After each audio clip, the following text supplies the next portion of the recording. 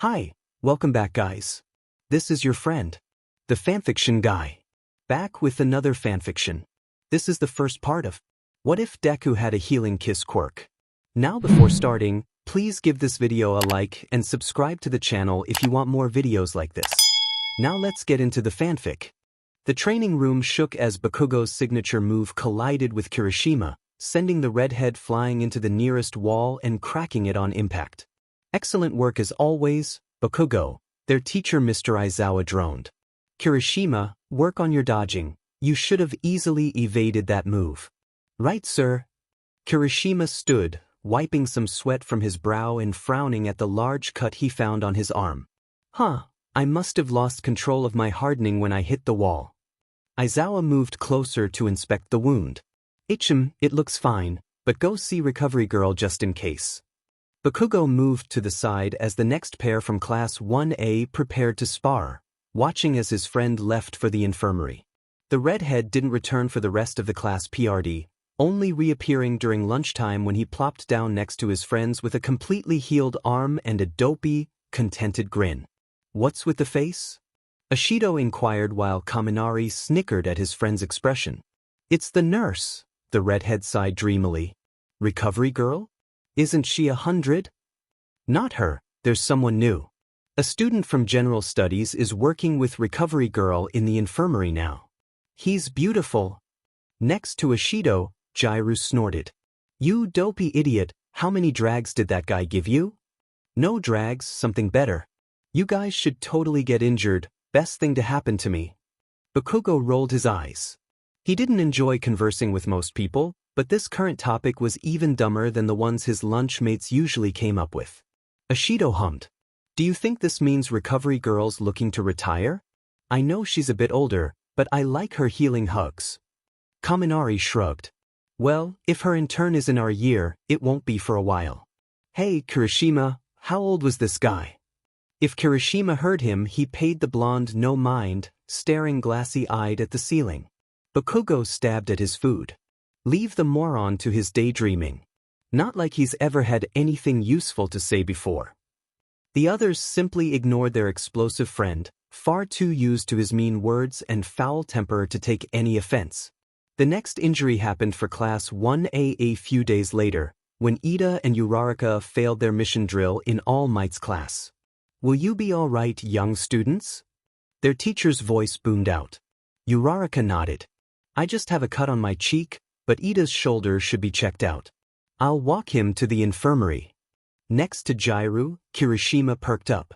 The infirmary? His friends groaned as the redhead started gushing about the assistant nurse, Uraraka shooting him a confused look as she walked out. When the two returned for their next class, Ida was completely red in the face, Uraraka's cheeks pinker than normal, yet their wounds were completely gone. Kirishima leaned forward. He was there, wasn't he? Come on, spill. Ida's face turned even redder as he stammered at the spiky-haired boy, while Uraraka touched her cheek softly, an embarrassed smile on her face. Kaminari looked between the three, perplexed. So, what's this guy's deal? Clearly he has some kind of healing quirk, but why are you guys all acting so weird about it? Once again the blonde's question went unanswered, as Midnight walked in and began the lecture for the day. Throughout the next few days, Class 1A had multiple students visit the infirmary. Ashui went in with Ojiro and Hagakure one day, Yaoyorozu and Todoroki the next. Each and every one came back flustered and out of sorts but with no visible injuries. It was clear that whatever technique the new healer was using was strong, as recovery girl's hugs only sped up the healing process. This new quirk seemed to leave no trace of injury at all. None of the patients were willing to share much, often blushing or getting starry-eyed whenever the topic was brought up. Yaoyorozu mentioned that the boy working with recovery girl was in their year, but wouldn't say any more. Kaminari finally had enough. He wanted to know what was happening. It wasn't exactly smart of him to electrocute Bakugo as hard as he did during their sparring that day, as Bakugo slammed him into the ground with far more force than necessary. Bakugo, control yourself. You could have seriously injured Kaminari, Aizawa scolded. Take him to the infirmary. I'll go too. Ashido piped up, waving her scraped hand at her teacher. Jairu tagged along as well, seeing as her teacher had completely given up on corralling his students for the day. As the four walked to the infirmary, Bakugo ignored the theorizing his friends were engaging in about the nurse. "You idiots, we're about to find out who the nerd is, so shut the hell up." When they entered the infirmary, a voice called out, "Be right there." The group stared as a boy about their age with curly green hair and a smattering of freckles came into view, a smile on his face. "Sorry about that, how can I, Kachin?" Bakugo felt his throat close up as he took in the sight of Izuku Midoriya, his old childhood friend. They were inseparable as kids, until the Midoriyas moved to another town. They had called and written each other for a while, before eventually falling out of touch. Midoriya must have gotten his quirk late, as there was no mention of it back when they were still in correspondence with each other. Bakugo wasn't sure where to look first: the hair, the eyes, the freckles. Everything was the same, only now on an older face. He was wearing a white lab coat that looked too big for him over his school uniform, with bright red sneakers on his feet. "What the hell are you doing here?" "I go to school here, Kachin," Midoriya told him with a wide grin. "I applied for the hero course, but put in for general studies as well, and good thing I did, or I wouldn't be here at all. Recovery Girl has taken me under her wing, so I may get to be a hero yet, although I'm sure I don't know half as much as you guys do." "So you still talk too much," Bakugo said dazedly, trying to follow the conversation. Midoriya led the group over to the center of the room in order to assess their injuries. "Recovery Girl is out for the minute, so I hope you don't mind me checking you out." Ashido and Kaminari grinned at each other at the double meaning as Midoriya inspected their cuts and bruises one by one. "Kachin, I'm not seeing any— oh, you have a cut on your brow." The scowling blonde was about to wave him off when he felt a soft kiss placed on his temple. The others stared in shock, both at the bravery of the green-haired boy and the wound on Bakugo's head, which had begun to stitch itself closed. Bakugo's entire face turned bright red, unable to process what just happened. Midoriya smiled as he turned away to care for the other patients. Ashido got a kiss on the back of her hand, while Kaminari got a temple kiss as well. It took all of Bakugo's control not to blow them up. "There, you're all good as new. Take it easy and make sure you eat something later." The group could only nod as they walked out, heading back to their classroom. "Guys, that was crazy," Kaminari said, his eyes slightly unfocused. Jairu, who didn't have an injury and thus was not treated, took note of her friend's reactions. "It seems his quirk has some kind of anesthetic side effects, depending on the severity of the injury." The theory held water. Ashido and Bakugo were embarrassed but aware of their surroundings, while Kaminari, who had a more severe injury, was completely out of it. When they returned to class, everyone turned to look at them.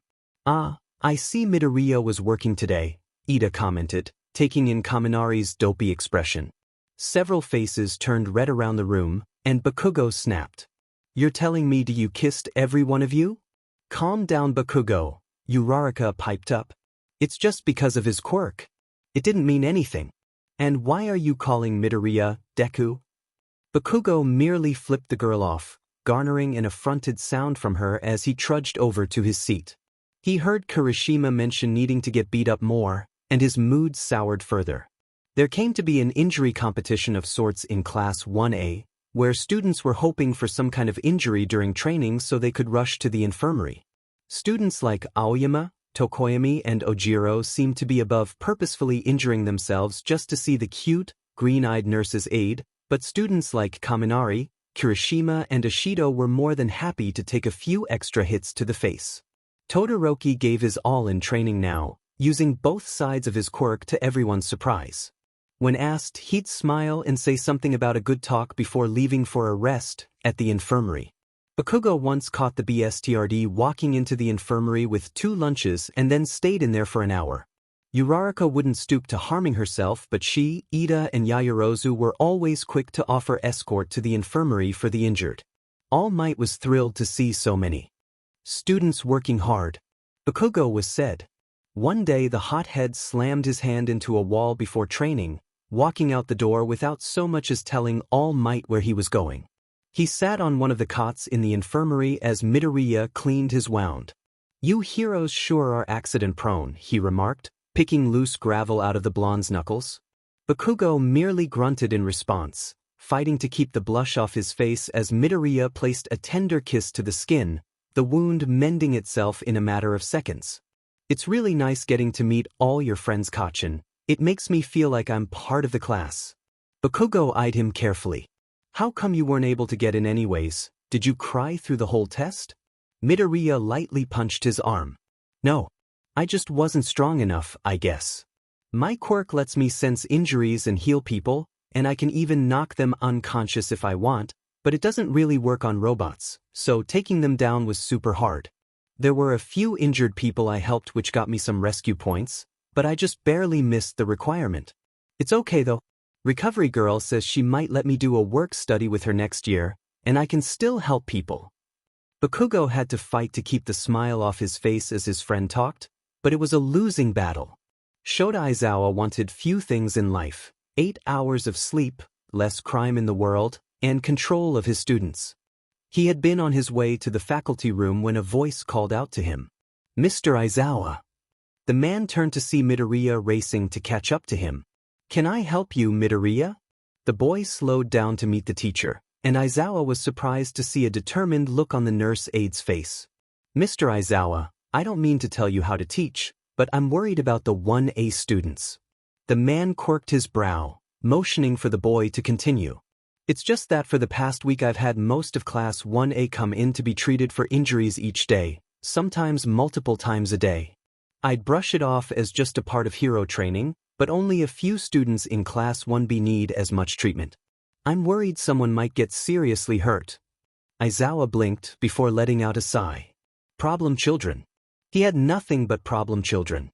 Attention, Aizawa called from the front of the room. The students fell silent as they turned to look at their teacher. Recently, I've been made aware of several students making multiple unnecessary trips to the infirmary, both in this class and others. Bakugo grit his teeth at the thought of 1B and the other forgettable losers taking trips to get smooched by Deku. I suspect the reason for these trips aren't for the injuries themselves, but for the person healing them. Aizawa's bored eyes swept across the room, taking secret amusement in the blushing faces he saw. From now on, no one is allowed to go to the infirmary unless absolutely necessary. I'm talking sprains, broken bones, or worse. Real heroes can put their own band-aids on. And if I find out anyone has purposefully injured themselves, he paused to look at Kirishima, Ashido, and Kaminari, you will have to dress and care for the injuries yourself. Am I understood? At their nods of confirmation, Aizawa let out a sigh. Good. Now, open your textbooks. Bakugo glared as Midoriya tended to Ojiro's tail, the appendage twisted and dirty. It had truly been an accident, and both Ojiro and Bakugo had to convince Aizawa of that in order to seek medical attention. One of Bakugo's explosions had loosened a wall of one of the training ground's many empty buildings, sending it crashing down on his teammate. Ojiro could still walk, but with his tail twisted to one side he had trouble keeping his balance. I'm so sorry, Ojiro, Midoriya said as they told him what happened. But I promise, you'll be as good as new in no time. He planted a kiss on the other boy's temple, smiling proudly when Ojiro's pained expression smoothed out. He appeared to be asleep.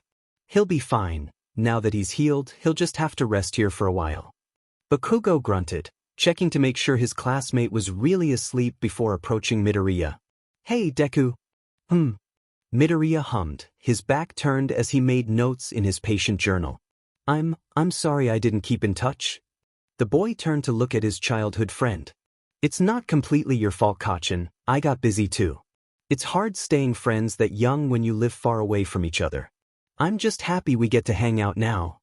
This time, Bakugo did smile at his friend. Me too, Deku. As he left to return to the dorms, Bakugo fumed at the sight of Todoroki loitering outside the infirmary door. What the hell are you doing here, Icy Hot? Waiting to see Midoriya. You're not even hurt, you Bitari. The rule is I can't go in without an injury, not that I can't wait for Midoriya's shift to end to walk him home. Like hell you will. I'm waiting here now too. I suggest you leave, Bakugo. Never. Ida let out a frustrated sigh as Todoroki and Bakugo came back to the dorms, both sporting burns that Izawa wouldn't let Midoriya treat. None of Class 1A was shocked when it was announced that their classmate Mineta had been expelled for inappropriate behavior and forced to leave UA for good. No one really liked him, and Bakugo was thrilled to not have the perv sitting behind him anymore. Izawa stood in front of his class, looking tired and thoroughly displeased at having to be there. I have another announcement. Due to the opening in our class caused by Mineta's expulsion, Principal Nizu has chosen to move one of the general studies students to the hero program. That's great! Hagakure exclaimed, her invisible form shaking a notebook to express her happiness. It's wonderful that someone else is getting a shot at their dreams, Aide commented. But won't they be at a disadvantage with how late in the year it is? I'm sure we could all pitch in to help them catch up, Yayorozu suggested, with several students nodding in agreement. I just want to say that none of this was up to me, Izawa continued, ignoring his students. To be honest, I'd much rather have one B take him and be done with it, but here we are. The teacher turned to frown at the door. He should be here by now. As if on cue, the door swung open to reveal Midoriya, a pink flush and brilliant smile on his face. Hi everyone. Sorry I'm late, Mr. Izawa, recovery girl needed me. I hope you aren't planning to rush off to the infirmary every time a student scrapes their knee anymore. No, sir. From now on, recovery girl says I only get to help out in emergencies. Sorry about the cut on your hand, I'm not allowed to work on adults, he said sheepishly. I'm well aware, Midoriya. Izawa didn't care for some of the jealous looks he was seeing from his students at the mere suggestion of Izuku using his quirk on the teacher, not one bit. Midoriya. It's so great to see you. I can't believe you're gonna be a hero with us. Ashido gushed, the others smiling and nodding as well. So, did you pick out a hero name yet? Kirishima asked him, eyes zeroing in on the green-haired boy's flushed cheeks. I picked it this morning. Pucker up. Get it? Hatsume's even making me a costume. Would you please take your seat, Midoriya? Izawa drawled, wanting to be anywhere but his classroom. Of course. Midoriya took the empty seat behind Bakugo, the blonde flashing a smirk at the looks he got from his classmates. Nice to have you away from the losers, Deku. I'm happy to see you too, Kachin. The boy looked up at his friend before looking away, a blush forming on his cheeks. Bakugo wanted to take a picture of it. Oh, and no kissing anyone during class. Got that, Midoriya? Sir, yes sir. Midoriya gave his teacher a salute, and the man sighed. Problem children. Bonus. Midoriya was moved into the 1A dorms later that day, which sparked a new debate. His room should be next to mine. No, mine. He can't even sleep on your side, Uraraka. The boys aren't allowed in that wing.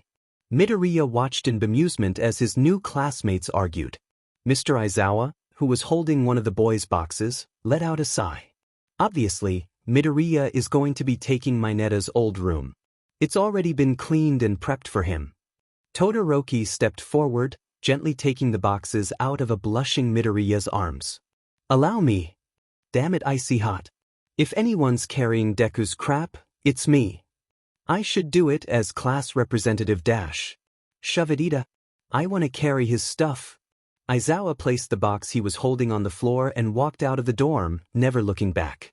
Shota Izawa fervently believed that UA's devious principal was punishing him for something.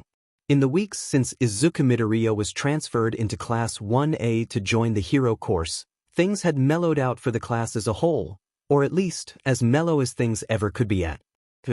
It wasn't until one afternoon during combat training when Midoriya, who up to that point had been wearing the generic UA gym clothes, received his costume from the support department that events turned chaotic once more. I think I may have given Hatsume a little too much creative control over the design, Midoriya remarked sheepishly. The students of 1A could only stare as their friend stepped out in his pucker-up hero suit. It was at its base a green jumpsuit with armor like patches on the knees and elbows, complete with white boots, knuckle dusters, and a utility belt. Hatsume's additions included a pair of white heart-shaped goggles and kiss marks patterned along the arms and back. I don't know whether to thank Hatsume or strangle her, Ashido whispered hotly to Azui, who nodded in agreement. He's just so cute. I think you look very nice, Midoriya. Uraraka complimented, glaring at Zero, who had mouthed the words, kiss, but to her when Midoriya wasn't looking. Indeed, mon cher, Aoyama agreed, his eyes sparkling. Your outfit has almost as much flair as mine. I don't know, it's not very intimidating, Midoriya complained, wiggling a little in his suit. Behind him, Todoroki was beginning to catch fire. All right, that's enough, Aizawa interrupted, desperate to get off the subject. We need to run drills. Everyone pair up, except you, Midoriya. At the boy's questioning look, he clarified. You're working with me today.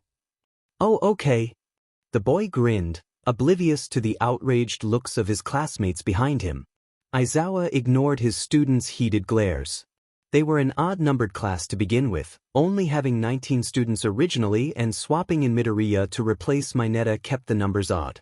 When Mineta was still a part of the class, no one would work with him, and as the teacher, Aizawa was always forced to run drills and spar with the little cretin. Working with Midoriya personally would allow everyone a partner, give Aizawa the chance to gauge his new students' experience level and, hopefully, keep his other students from getting distracted. Aizawa shifted his stance. Are you ready, Midoriya? I am, sir. Give it to me. Not far away, the pair of Kirishima and Kaminari choked and spluttered at the choice of words. Aizawa sighed. As they ran through the drills, Aizawa noted that, while his newest student was weaker than the others, he had potential. Now that you're in the hero course, we'll have to work on strengthening your quirk, the man said as the two finished their drills. Strengthening my quirk? Midoriya asked, wiping his brow. Yes. Up until now, you've only ever had to use your quirk as it first appeared to you as a child. Working with Recovery Girl no doubt gave you some experience, but the hero course will demand much more of you. Midoriya nodded, and Aizawa continued.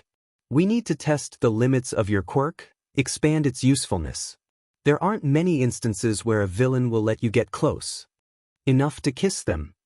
There better not be, Yaoyorozu muttered to Gyre. Midoriya nodded. You're right, in order to catch up with everyone, I'll have to practice my quirk as much as possible. That's not dash, Aizawa cut himself off with a sigh, as the rest of 1A grinned hopefully. This is not going to end well, the man thought to himself. Ultimately, Class 1A was dismayed to find out that Midnight and All Might would be catching Midoriya up on his training, effectively ruining their chances of participating. Midnight thinks I may be able to use my quirk in a bunch of different ways, Midoriya reported to his class happily one evening, the students lounging in the common room after dinner. That's excellent, Midoriya. Ida praised, the class rep sitting next to the boy on the couch. The spot on Midoriya's opposite side was taken by Uraraka seconds after the boy sat down, earning the girl more than a few nasty looks as she grinned triumphantly. Actually, Ida, I was hoping you could help me. I noticed you have a scrape on your hand from training. Ida flushed, but nodded enthusiastically. Of course, how can I dash? His sentence was cut off by Midoriya leaning in close, rubbing his nose against the bespectacled boys. The scrape remained. Interesting, Midoriya muttered, pulling out a notebook and scribbling down notes as Ida's face became an alarming shade of red. Midnight theorized that I might be able to get different effects with different kinds of kisses, but I guess butterfly kisses don't work. All conversations immediately came to a halt the second Midoriya's nose came into contact with Ida's, with several frosty looks sent the taller boy's way. Gyra's earplugs were poised to attack, and Sato had to swallow 2 lumps of sugar just to hold Bakugo at bay. Poor Ida had just gotten his heart rate back down, only to have it skyrocket once more as Midoriya swooped in to give him a proper kiss, pecking him on the cheek to heal the class rep's scrape. I guess I'll just have to keep trying, Midoriya said brightly, standing from the couch and heading for the stairs. Once Midoriya was out of the room, Ida stood and, with as much dignity as he could muster, raced back to his room before Bakugo could maim him. A day later, All Might had Midoriya try a different tactic. Young Bakugo here has an injury from picking a fight the other day, the hero announced, proudly displaying the black eye and split lip the boy got from attacking Ida. I want you to use your quirk to knock him unconscious, but without healing his injuries. Okay, All Might. I'll do my best.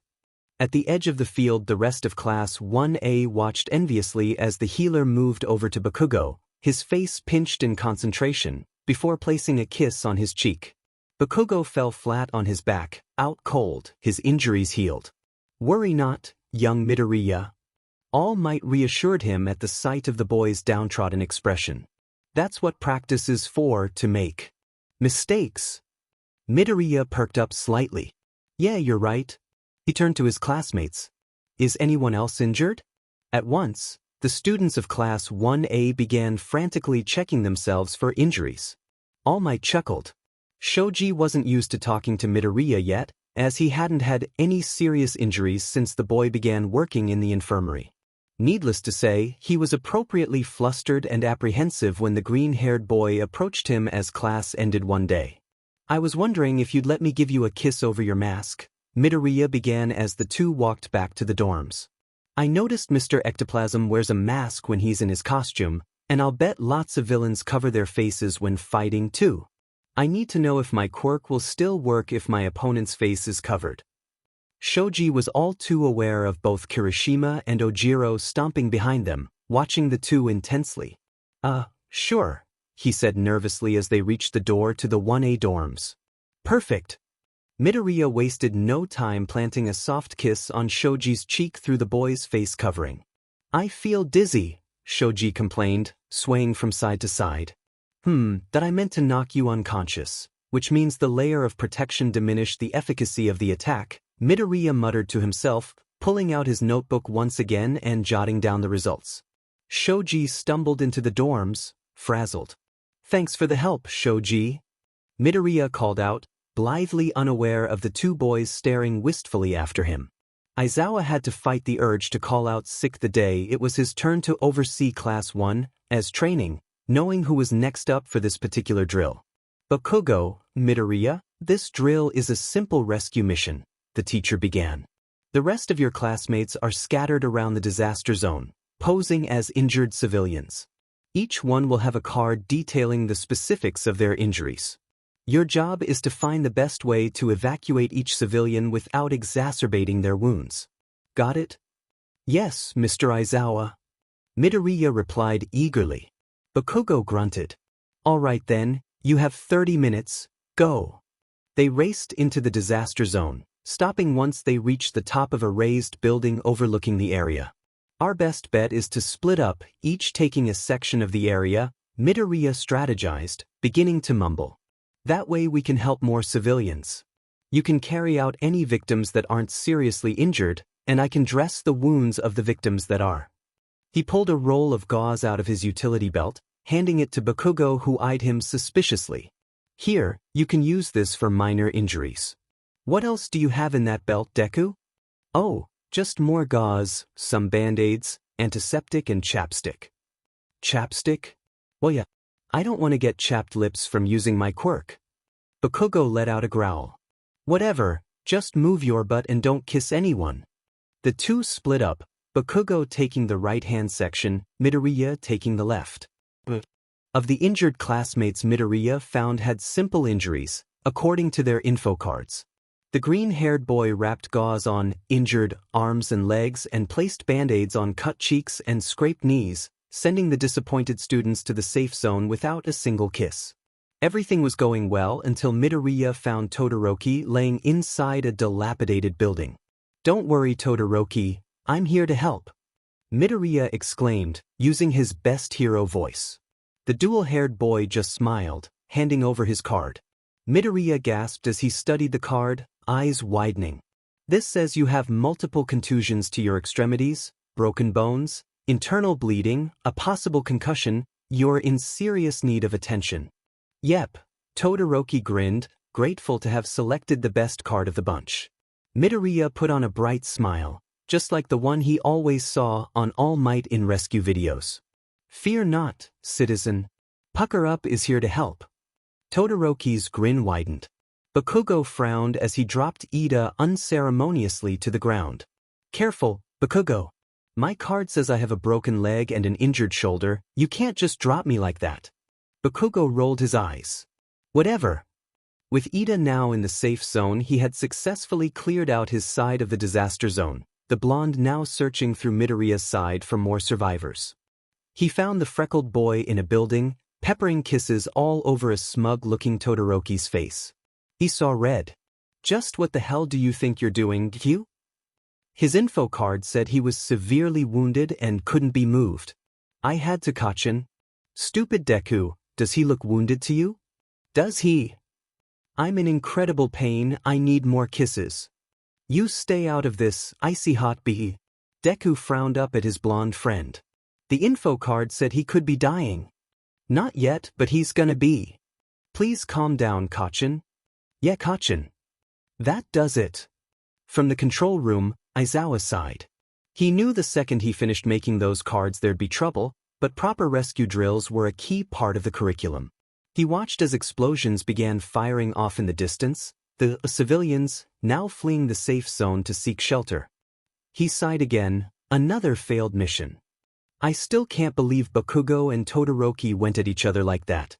Yaoyorozu nodded at Siro's comment, the two sitting with Midoriya and Ishido at one of the lunch tables Class 1A frequently used. I just wish Mr. Aizawa would let me heal them, Midoriya commented, a worried look on his face. Cuts and scrapes are one thing, but burns like theirs can be really unpleasant. Kaminari scoffed, stabbing at his food.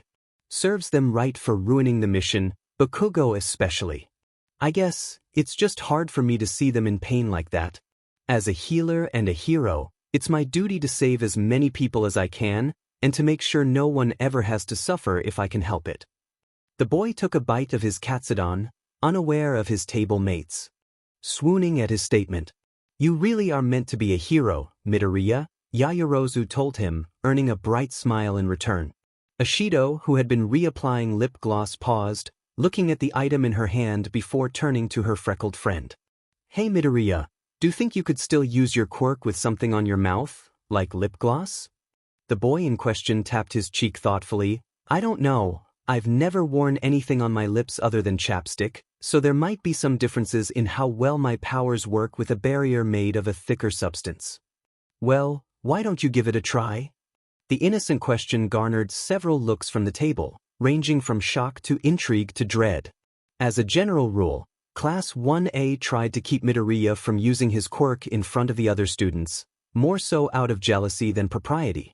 The others knew Midoriya was too curious for his own good, which meant the outcome was inevitable. Sure thing, let's do it. The others could only watch as Ishido applied 2 layers of gloss to the healer's lips, leaving them a sparkling pink. Now all we need is a test subject. Midoriya turned to Yaoyorozu, who was already beginning to buckle at the look her friend gave her. Momo, would it be okay if I tried using my quirk on you? She could see the looks of betrayal from her table mates, as well as from Ida, Azui and Uraraka from the next table over, but she nodded her head regardless. Oh, of course. The boy smiled, before leaning in and placing a kiss on her cheek. She felt a slight stickiness from the gloss and something else. I felt tingly. It's different from how I've felt before from your quirk, it's less intense. I see. Midoriya pulled out his notebook once again, writing down notes to go over with Midnight and muttering about usefulness in combat. Thanks for the help, Momo. The dark-haired girl couldn't help but smile, a light flush on her cheeks. Anytime, Izuku. No fair, why is she on a first-name basis with Midoriya? Siro grumbled, Kaminari and Ishido nodding in agreement. Walking past the table, Sato and Hagakure paused at the sight of Midoriya's sparkly lips. That lip gloss looks so cute on you. Hagakure gushed. I wish stuff like that looked good on me. I'm sure it would look amazing on you, Hagakure. You're so sweet, Midoriya. In the end, Midoriya decided it simply wasn't practical to wear something that hindered his powers, much to the disappointment of the rest of 1A. So Midoriya, have you learned anything new about your quirk? It was the end of the week, and Midoriya was meeting Aizawa for an update on his progress. Yes, sir. All Might has been helping me a lot, and Miss Midnight and I have even been working on some signature moves. That's a great start. You've come a long way since joining my class. Thank you, sir. That means a lot. It's just... Aizawa gave his student a questioning look, the boy staring out the window with a worried expression. All my classmates have been acting so strangely, and I was wondering, Mr. Aizawa, I don't think my classmates like my quirk. Aizawa choked. Midoriya, I don't think that's it. But the green-eyed healer was already muttering to himself about his powers and the strange behavior of his classmates and the timeline of events. Aizawa let out a long sigh. He was definitely being punished. Bonus. Mr. Aizawa says I can heal your burns, but only if you promise to stop fighting. In the infirmary, Bakugo and Todoroki broke their heated staring contest to look over at Midoriya, who was standing near their cots with a determined expression. Bakugo broke first. Fine, whatever. Truce. Truce. Kiss me first, Midoriya. What? Double-crossing me already, icy hot? Guys, Midoriya admonished, before placing a quick peck on Todoroki's cheek. You're next, Kacchan. Midoriya said brightly, the blonde fighting to keep his face neutral. Yeah, just get on with. He turned his head just as Midoriya leaned in, the healer accidentally kissing the corner of the hothead's mouth. Whoops.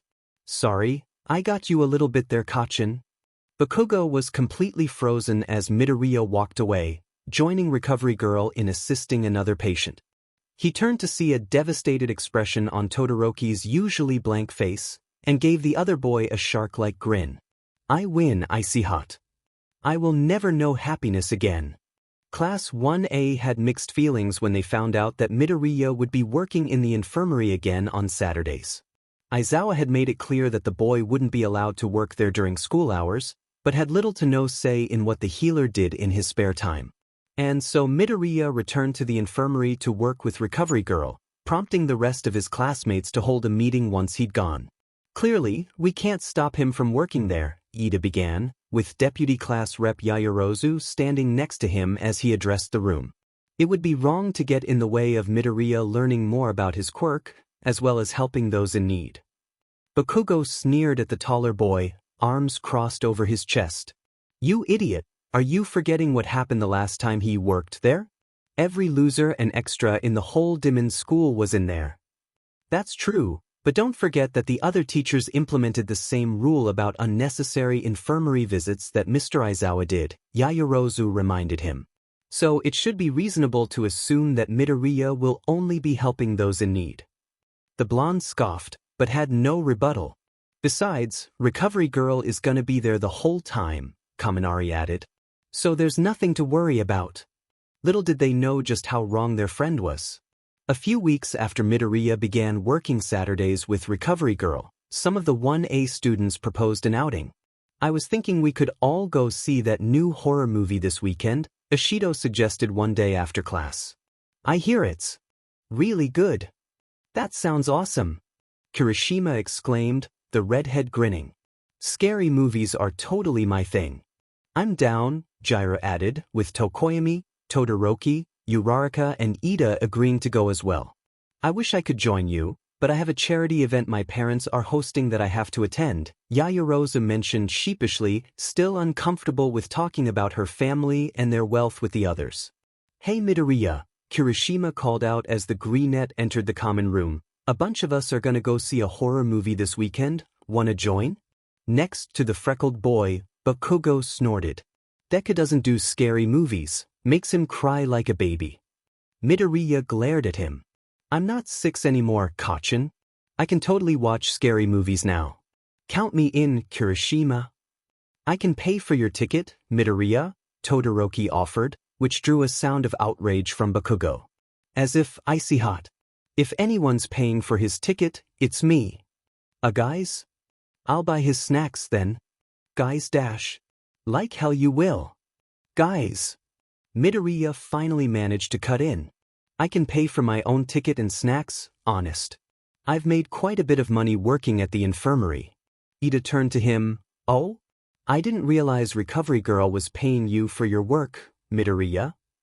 The group became suspicious as the green-eyed boy's cheeks pinked, his expression sheepish. It's kind of tip money, actually. What? It was Recovery Girl's idea. Midoriya defended, putting his hands up. She put a tip jar in the infirmary because she said I deserved something for my efforts. I told her that as a future hero, seeing people healthy was reward enough, but she wouldn't take no for an answer. Midoriya, Todoroki said calmly, although those standing next to him could feel the temperature dropping. How much have you made so far? Midoriya looked well and truly embarrassed, which filled his classmates with dread.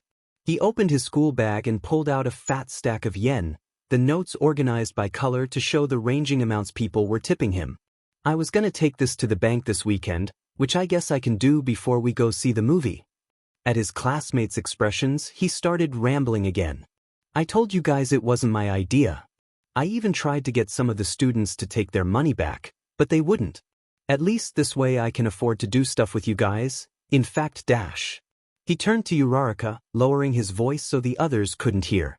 I can pay for you too, if that's all right.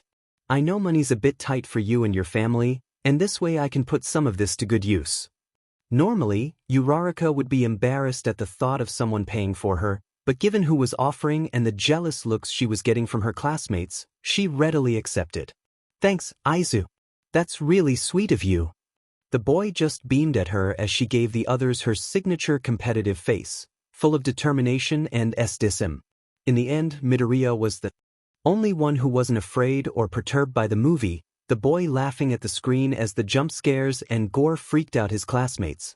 Midoriya's heart is truly a dark and twisted place, to find revelry in such horror, Tokoyami declared, looking away from the screen. Next to the healer, Uraraka clung to the oblivious boy's arm, hiding her face in his shoulder. On Midoriya's other side, Todoroki narrowed his eyes at the girl. Well played, Uraraka. Well played. Once the rest of Class 1A had been informed of how much money Midoriya was making, they called together another meeting while the boy was away. Clearly, we've misjudged the underhanded and dishonest ways of our fellow students, Aide remarked. We must find a way to handle this. I say we kill Bakugo said darkly, and the class rep was disturbed by how many people he saw nodding along to the hothead suggestion. Whatever we do must be discreet and non-violent, lest Mr. Aizawa find out what we're up to. Hey, isn't he at the infirmary right now? Sato asked. We could go spy on him, see what's happening in there. I could do it. Hagakure offered. I'm already invisible, and I've been working on my sneaking around. Just don't wear that perfume you like, Jiru commented, scrunching her nose. You could smell that stuff all the way from Europe. Very well, Hagakure. Aide agreed. We will entrust this mission to you. Please report back with your findings as soon as you can. Not 15 minutes after the girl had left, Hagakure came rushing back in, making as much noise as possible to alert the others. It's awful. She cried out, pulling her clothes back on as she did. You have to come see. What happened? Sato asked, the large boy concerned at how upset his normally bubbly friend was. I couldn't even get in.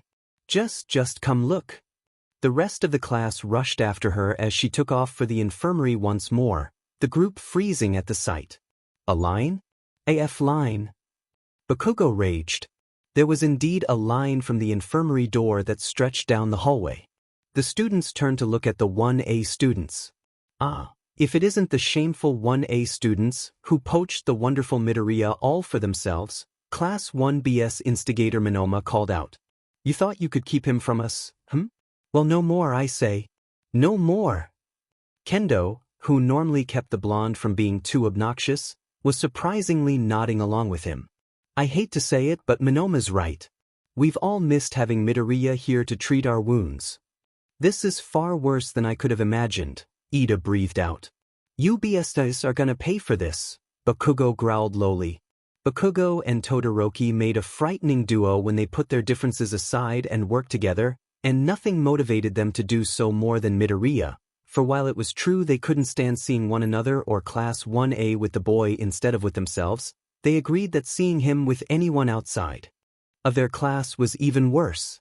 Together, the two were able to scare off most of the business, general studies and even some support students, although they agreed that it was unlikely Hatsum had any ulterior motives. The girl cared only for her babies and would only seek treatment if she really needed it.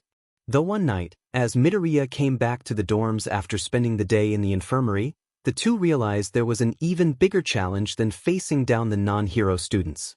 Midoriya, I don't remember seeing you leave with that sweatshirt, Aide mentioned carefully, already seeing the hackles rise on his fellow classmates. Midoriya looked down. He was wearing a dark blue hoodie that was at least 2 sizes too big for him, the hem reaching his thighs and the drawstrings tied into a lopsided bow. Oh, this isn't mine, it's Mirio's. Mirio? As in Mirio Togata? Of the big 3? That Mirio? Ida choked out, his blood pressure beginning to rise. Yep, that's the one. Mirio's always injuring himself, so I would see him in the infirmary all the time. He said he missed me when I was gone, but I think that's just because Recovery Girl lectures him more than I do. Anyway, it was cold out today and I forgot my jacket, so Mirio let me borrow his. Ooh, Kachin. What are you making? Bakugo stared dumbly at the boy, glaring at the sweater he was wearing. The Katsudon. My favorite. Izuku chirped, his smile bright. He was unaware of the distraught looks the others were giving him as he plopped down at his normal seat at the dining table. Behind him, Todoroki and Bakugo shared a look. It was true that they were objectively the strongest of the first-year hero students, and stronger than some of the second years as well, but Mirio was in the top 3 hero students in the whole school, and he had way more experience fighting than they did. It was clear this was one problem they couldn't deal with on their own. As the others quickly began to fall apart, Azui, the most level-headed of her class, came up with a way to handle the current situation in front of her. Hey Midoriya, you should probably take that sweater off before you eat. HM? Why is that, Sue? Well, you're just borrowing it, right? She reasoned. You wouldn't want to get any food stains on it if you happen to drop anything. Oh, you're right. I'll go get changed. The entire class felt a wave of relief and affection for their froggy friend, which was quickly washed away as the girl led Midoriya upstairs. Come on, I've got some really warm sweaters, I don't mind you getting dirty. Thanks, Tsu. I'd really appreciate it. Treason, Ida whispered as the two disappeared upstairs. High treason from the most unexpected of us. Azui's face was blank all throughout dinner, but the others could tell how pleased she was seeing Midoriya happily eating his food, wearing a yellow sweater that belonged to her. Kirishima had been training with Midoriya when the terrible news was given. The two were sparring, working on Midoriya's physical strength and reflexes. Kirishima knew better than to just hand the match over to the green-eyed boy, and so he gave it his all, not holding back and making sure Midoriya couldn't get within kissing distance. Eventually, with a burst of speed, Midoriya shot through Kirishima's defenses and smacked a kiss on the redhead's chin, part of his top lip meeting Kirishima's bottom lip. The taller boy was knocked out almost immediately. When Kirishima came to, Midoriya was smiling down at him, handing him a bottle of water. You're getting a lot better at close combat, he complimented his friend, the two now sitting on the grass next to the training field. Midoriya grinned. Thanks. I'm getting better with my quirk, too. You were only out for a few seconds this time. Kirishima blushed at the memory of his crush kissing, him, Midoriya too lost in his ramblings to notice. Mirio says he can help me a lot more with my training, since Miss Midnight is on a mission right now, the healer commented, unaware of the jealous glint in the redhead's eyes. When Aizawa saw his hard-headed student rushing over to him after class one day, a steely look in his eye, he knew it could only be about one thing. He sighed. How can I help you, Kirishima? Sir, you can't let Togata be in charge of Midoriya's training. The pleading tone in his student's voice almost enough to make the man feel bad for him. You know what training with Midoriya means. There's a reason he's always in the infirmary now, Togata's only in it for the kisses. And you aren't? Aizawa asked acerbically, his eyebrow raised. No? No. Of course not. Mirio is one of UA's big 3, I can't think of anyone better to train Midoriya while Midnight's away. But dash. No buts, unless you want Midoriya to train only with Mirio from now on. Kirishima walked away with his head hung low, the taste of defeat bitter on his tongue. The worst of it came when Mirio traipsed into the 1A dorms after class one day, a smile on his face and a bag in his hands. Hey Midoriya. Mirio, what are you doing here? Midoriya questioned, unaware of the murderous looks his classmates behind him were giving the blonde. I just came from the infirmary, Recovery Girl wanted me to give you this. He handed the bag over to the greenette, who dumped its contents all over the coffee table. "Oh, are these dash? I think they're thank you cards," the older boy said, still smiling, "for all the healing you do for everybody. You've got quite the fan club, huh?" Midoriya was opening and reading the cards, a soft look on his face no one in Class 1A had ever seen on him before. "This is so sweet, guys, look. One from Amajiki, one from Tetsu, one from Kendo, ooh, even one from Shinso. That's a surprise." "Those BS artists," Bakugo growled. He and Todoroki hadn't managed to stop the other students, they just made them more creative. Hearing the grumbles from the others, Mirio turned to the first years, a confused look on his face. "What is it, guys? You didn't think you were the only ones who gave Midoriya thank you gifts, did you?" "They've never given me thank you gifts," Midoriya commented offhandedly, cooing at a glittery card from Nijire. At once, his classmates began talking over one another, promising cards and gifts and flowers and, in Todoroki's case, a house for them to grow old in together. Midoriya simply laughed off his friends' antics, taking their words in jest. It wasn't until 5 different Dilva men all stood on the 1A dorm's porch, looking at each other with confusion as they handed the boy various bouquets of flowers that he realized they were serious. It was roughly 2 months into Midoriya's part-time nursing that Aizawa called the boy into his office. "You wanted to see me, sir?" he asked, taking a seat. "Midoriya?" Aizawa looked even rougher than usual, his skin sallow, his hair messy, his under-eye circles especially dark. "Midoriya, I beg of you, please stop working in the infirmary." The teacher ignored his student's shell-shocked expression, continuing his rant. "All the petty jealousy, the fights, the constant badgering. Please, just promise me you'll quit." "Mr. Aizawa, I can't just quit. People need me. We have an actual nurse who can handle it, Midoriya." The man was pleading now. "Just think about it, will you?" "Okay, sir, if you really want me to. Only, I don't know if Principal Nizu will let me. He was the one who suggested I go back there part-time in the first place." Aizawa groaned, his head hitting the table with a loud thud. Of course, the devious little rodent was behind the situation, the principal's notorious SDSM streak showing itself once more. As Midoriya left the office, Aizawa couldn't help but wonder if Shiketsu had any job openings, and if there were any kissing agents of chaos studying there, too. Bonus. Tamura Shigaraki, Kurojiri addressed his young boss. "I have the information on the new UA hero student, as you requested." The red-eyed man turned to his underling, eyeing his misty form impatiently. "Well, what did you find?" "It seems the boy is a healer. He's been working in the infirmary a lot with the hero known as Recovery Girl." "I see." Shigaraki could see the potential of having a healer working for him, provided he could get his hands on him. "And is that his quirk?" "Healing."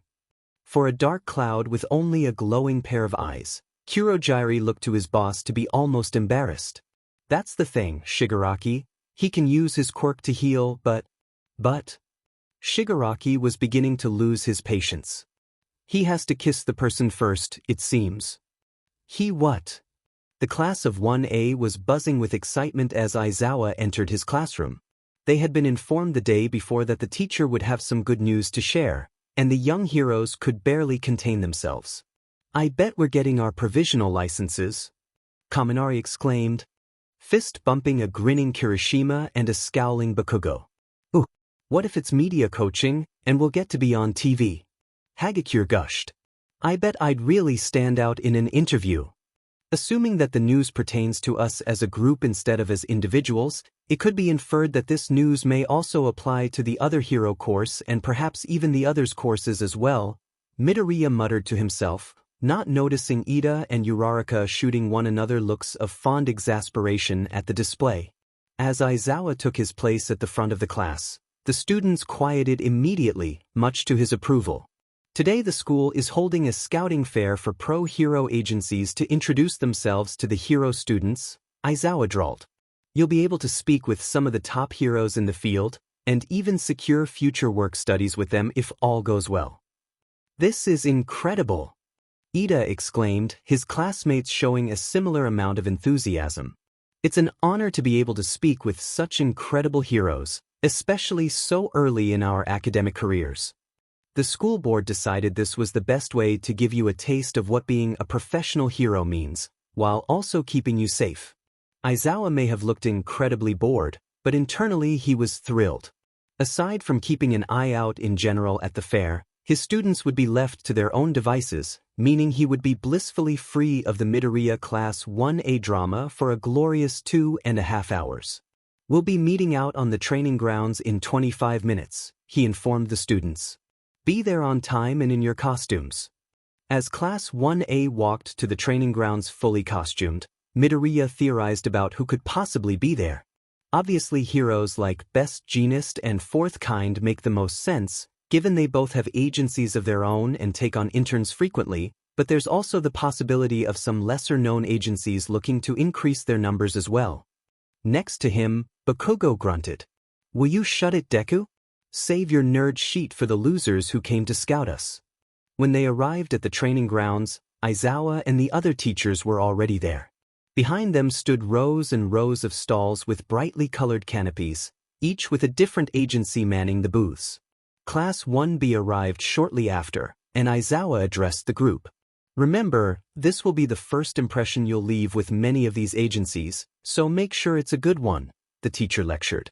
With that he stepped aside, allowing the students to rush off to different booths. Obviously, my brother Tensei's agency is the best of all, boasting the perfect mix of powerful, courageous and humble heroes with incredible quirks and the strongest sense of justice. Aide informed Uraraka and Azui, making wild chopping motions with his arms as he did.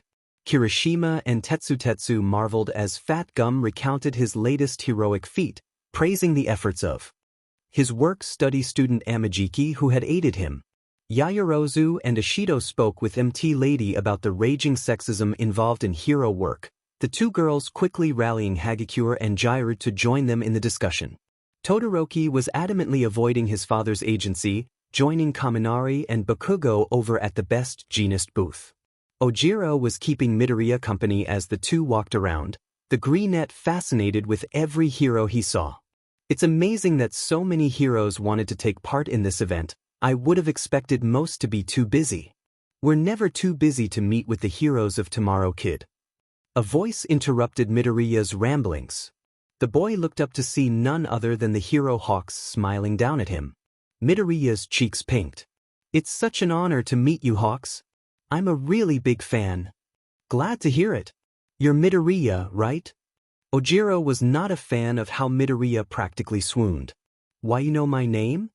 The man just smiled, his brilliant crimson wings fluttering slightly. Course I do. Every one of us got a packet of files on the students we'd be meeting today, and yours stood out. It's rare to meet someone with a healing quirk, especially one that doesn't harm the user or the target. Ojiro was beginning to seriously dislike how easily this smug hero managed to make Midoriya blush, and out of the corner of his eye, he could see others noticing it as well. Why yeah, Recovery Girl did tell me it was kind of odd, Izuku muttered, rubbing the back of his neck. Don't be modest, kid. You've got a great power for hero work, but I gotta say, it wasn't the only thing that stood out in your file. Oh, what else stood out? That pretty little face, obviously. Seriously, someone with your looks and powers would be great PR for a hero agency. I mean, a cute guy who gives kisses that heal injuries? And you've even got a cute hero name. Pucker up for a kissing hero? You couldn't ask for better publicity. Midoriya's face was bright red now, the winged hero chuckling at the image. No need to be so bashful, just pointing out the obvious. Anyway, I'm not one to mince words, so if you're interested in interning with my agency, we'll do lunch and talk it over. By now most of Class 1A and the other heroes had noticed what was happening, moving closer to the hero and the two students. Hawks made to hand Midoriya his business card, when it promptly combusted, turning to ash in the hero's hand. You aren't the only one interested in having Midoriya join their agency, the number 2 hero, Endeavor, said lowly. The fiery man turned to Midoriya who, no longer blushing, was fighting to keep a polite expression on his face when looking at the man who had ruined his friend's childhood. I've heard a lot about you, both from the faculty here at UA and from Shoto as well. To his credit, Todoroki didn't blush at his father's words, but it was a near thing. I've never told you anything about Midoriya. No, but you've told your sister. And I could hear from the hallway, Endeavor said bluntly. He turned back to Midoriya. Yours is a powerful quirk, Midoriya. It would serve better at my agency. Too bad, old man, Hawks said, throwing an arm around the healer's shoulders. But Midoriya here is looking to the future of hero work, not the soon-to-be past. Class 1A glared hotly at the man's arm, while Midoriya simply blushed again. Before Endeavor could reply, Ingenium marched forward. If Midoriya is going to intern with anyone, it should be with aide 10. We take on plenty of promising heroes, and he's already close friends with my little brother. Friends, is it? Endeavor turned his attention back to the greenette. Tell me something, Midoriya, have you ever heard of quirk marriages? Shoto will be in need of one when he graduates. What? Quirk marriages? Father, for once you're making perfect sense. I see hot UBS study. It would be the perfect way to ensure your future at my agency, Endeavor continued, ignoring the commotion behind him. My son is quite the catch, you would be very happy. Oh dear, Midoriya muttered, his face aflame. It wasn't long before the other heroes joined the fray, each fighting to talk to Midoriya about his quirk and to offer him an internship. From the sides, Class 1A watched the spectacle, dumbfounded. All this time, we fought for Midoriya's favor, and now the very same person threatens to take every hero opportunity away from us. Ida exclaimed, his face twisted in horror. It certainly is making it harder to sell ourselves when they're being so biased towards him, Azui commented, eyes trained on the wild pussycats as they tried to pull Midoriya away from Hawks. Come on guys, it's not his fault. Besides, they're totally right. Meeting someone with a strong healing quirk is like winning the lotto, Uraraka added. And it's not like Midoriya can do 15 internships at once, so there'll be plenty left for us. The looks the brunette got from her class said they believed otherwise. Eventually, Midoriya managed to escape, holding his hands up as he backed away. Honestly guys, this is super flattering, but I don't know if I even want to do another internship right now. I mean, I just finished one with Recovery Girl a little while ago. And besides, how could I choose? Perhaps, a voice drawled, drawing everyone's attention to a tall, lanky man with glasses. We should showcase to all of these future heroes why they should pick our agencies. Not a bad idea, Sir Night-Eye, Ryukyu commented, adjusting her dragon claw mask. Izuku merely gaped at the man, before rushing forward. Oh my god, you're Sir Night. You were All Might's sidekick for years before going pro. That means you probably know as much about All Might as I do dash. Well, I guess we know who Midoriya's gonna end up picking, Kirishima muttered to Jairu, who snorted. Eventually, the heroes decided on a short demonstration of their quirks for the students, both classes 1A and 1B gathering around a clear section of the training grounds to watch the adults. First up was Endeavor. As the number 2 hero in all of Japan, both my agency and myself outrank everyone else here. The man activated his quirk, flames lighting up his face and arms. My quirk is Hellfire, a brightly burning inferno that overwhelms evildoers and lights the way for heroes everywhere. Is it just me, or is Todoroki's dad kind of hot? Ashido whispered to Uraraka, who blushed hotly. She'd been thinking the same thing. Up next was Ryukyu, showing off her dragon form, then Fat Gum letting the hero teacher snipe shoot him to showcase his shock absorption. Dude, Fat Gum is so manly. Kirishima exclaimed, Tetsu nodding in agreement. Next was Ingenium, showing off his speed with a big smile. Ida cheered the loudest for his brother, while Hagakure gushed to Yaoyorozu and Kendo about how cute the hero was. Best Jeanist created an intricate web with his fibers that had Aoyama cooing and Monoma applauding. Sir Night-Eye's performance was more muted, but by no means less impressive as he predicted Mirio's, his work-study student and assistant for the day, future. Emilady simply grew in size then shrank back down, sauntering back over to her booth with very little enthusiasm. Despite this, both Kaminari and Siro applauded the woman, their cheeks red and eyes shining. Finally, Hawks came forward. Bakugo and Todoroki glared as the man flapped his wings and became airborne, a cluster of his feathers detaching and moving to pull Midoriya closer. The hero then wrapped an arm around Midoriya's waist and took off, the two soaring around the training grounds. When they landed, Hawks placed Midoriya down gently, before handing him his agency card. Midoriya moved back over to his friends as the presentation ended, a dreamy sigh escaping his lips. Hubba hubba, Midoriya. Ashido teased, her grin lecherous. Pretty bold of you, going after an older man like that. Midoriya's cheeks reddened as he violently shook his head. What? And no, it's not like that. The boy looked to the ground, a shy smile on his face. Although he's not that much older than us, and the age gap wouldn't matter once I graduated. Bakugo seethed at the freckled boy's reaction as Todoroki went to look for his father, wanting to discuss the arranged marriage to Midoriya a little further. After the scouting fair, Class 1A had a great many offers, though only Todoroki and Yaoyorozu received as many as Midoriya. Remember, these offers won't mean a thing if you can't get your provisional licenses, Aizawa reminded them dryly, before beginning the day's lecture. Once classes ended, the group returned to the 1A dorms, where a sleek black car was waiting outside. On behalf of the hero best jeanist, I'm here to collect the Mrs. Midoriya and Bakugo, the well-dressed chauffeur said, bowing slightly. The two boys looked at each other, before handing their backpacks off to Kirishima and Ida respectively before climbing into the vehicle. What do you think that's all about? Siro asked Shoji, who shrugged. When the two returned a few hours later, the class of 1A had to hold in their laughter at the sight of their friends. Midoriya was wearing a tight pair of black jeans that hugged his hips and thighs, a soft-looking green sweater that complemented his eyes, and several pink barrettes clipped expertly into his styled green curls. Bakugo was dressed similarly in tight jeans, a polo shirt, and his hair had been combed, gelled and sprayed into a smooth, flat style. The hot head looked furious.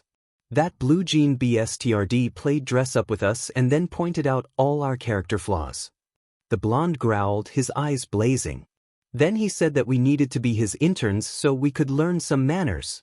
That's what he said about you, Kachin, Izuku interrupted, fixing his barrettes. Although, he did tell me I lacked good fashion sense. That's because you do, sweetie, Uraraka said, not unkindly as she internally cooed at the greenette's makeover. I'm taking this sheet off, Bakugo snarled, the others giving him a wide berth as he stomped towards the stairs. Midoriya just giggled, doing a spin at the girl's request. The next invitation came for Yaoyorozu, Uraraka and Azui from Ryukyu, who had taken a liking to them.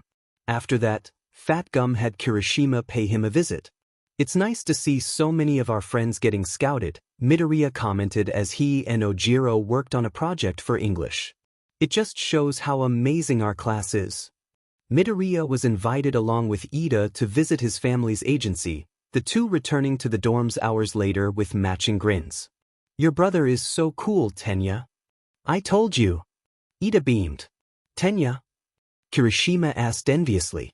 Well, it was getting confusing calling both Tensei and Tenya by their last name, so they let me use their first names instead. Midoriya gave the class rep one final hug before heading off to bed, the bespectacled boy giving the others a rare smirk. Normally, I'd prefer to keep good manners and decorum, but in this instance I'll indulge just the once, SCK it, losers. The next invitation came for both Midoriya and Todoroki, Endeavor summoning them to his agency's headquarters. When they returned, Midoriya's face was bright red as he rushed to his room. My father told him again what a great catch I am, the dual-toned boy said proudly. He's hoping for a spring wedding for us when we graduate. He's already set my great-grandmother's ring aside for it. Forgive me, but isn't the point of a quirk marriage to ensure a child with an exceptionally strong quirk, Yaoyorozu said carefully.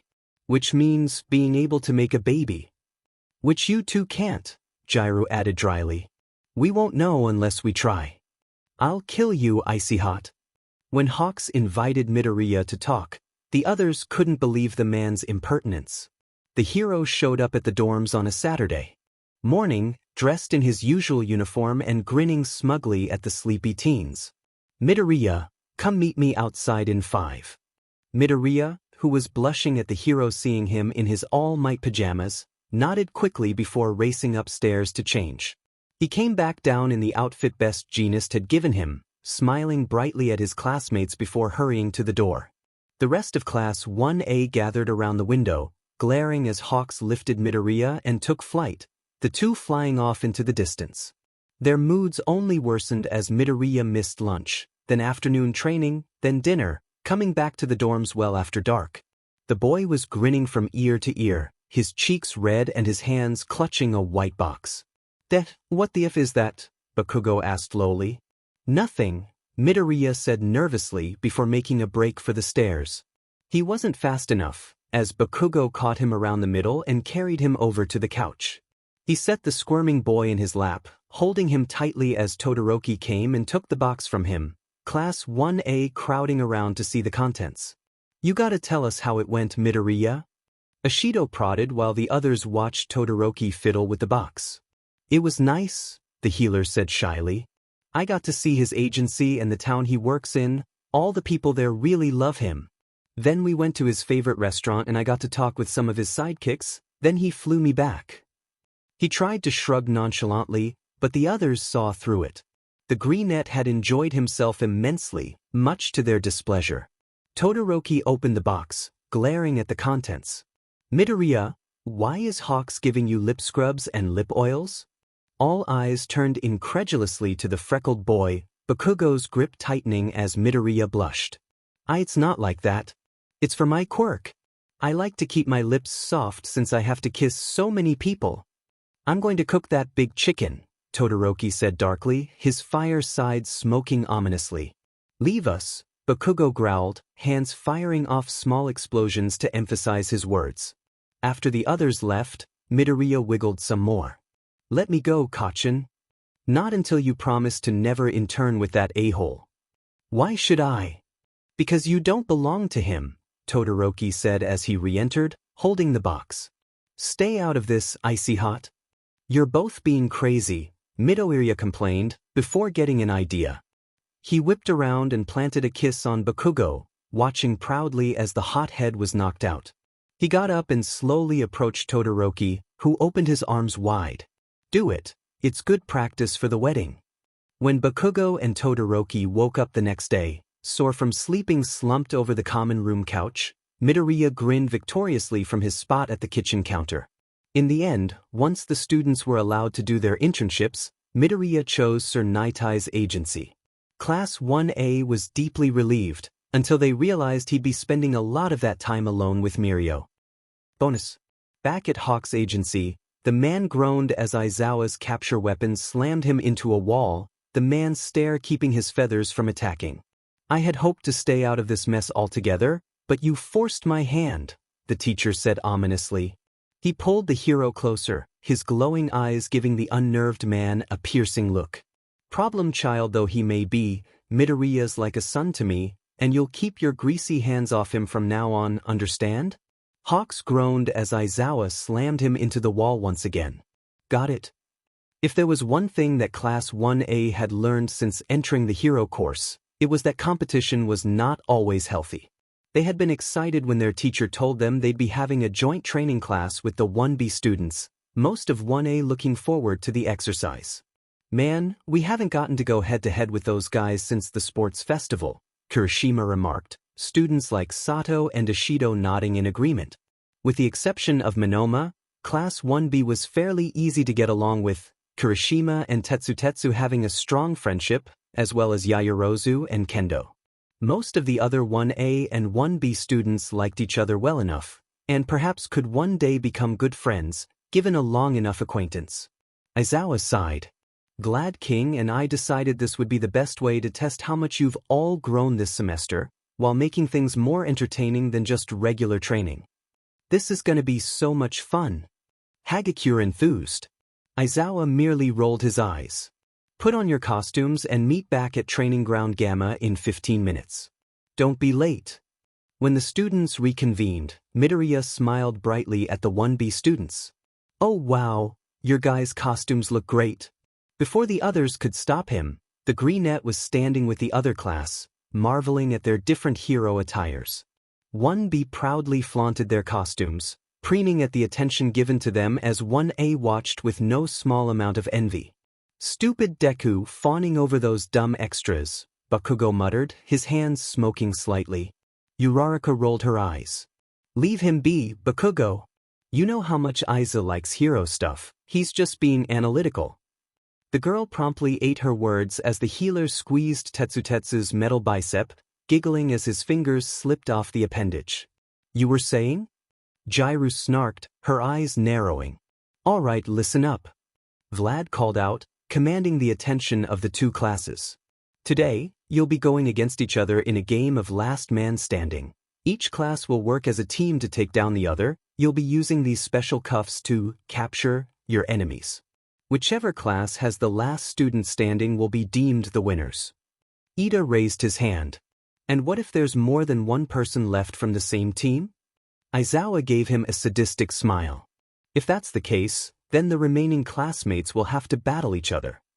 Midoriya flitted over to the teachers, likely to ask several long-winded questions about the specifics of the game, and Monoma took his absence as an opportunity to sidle up to one, a smarmy look on his face.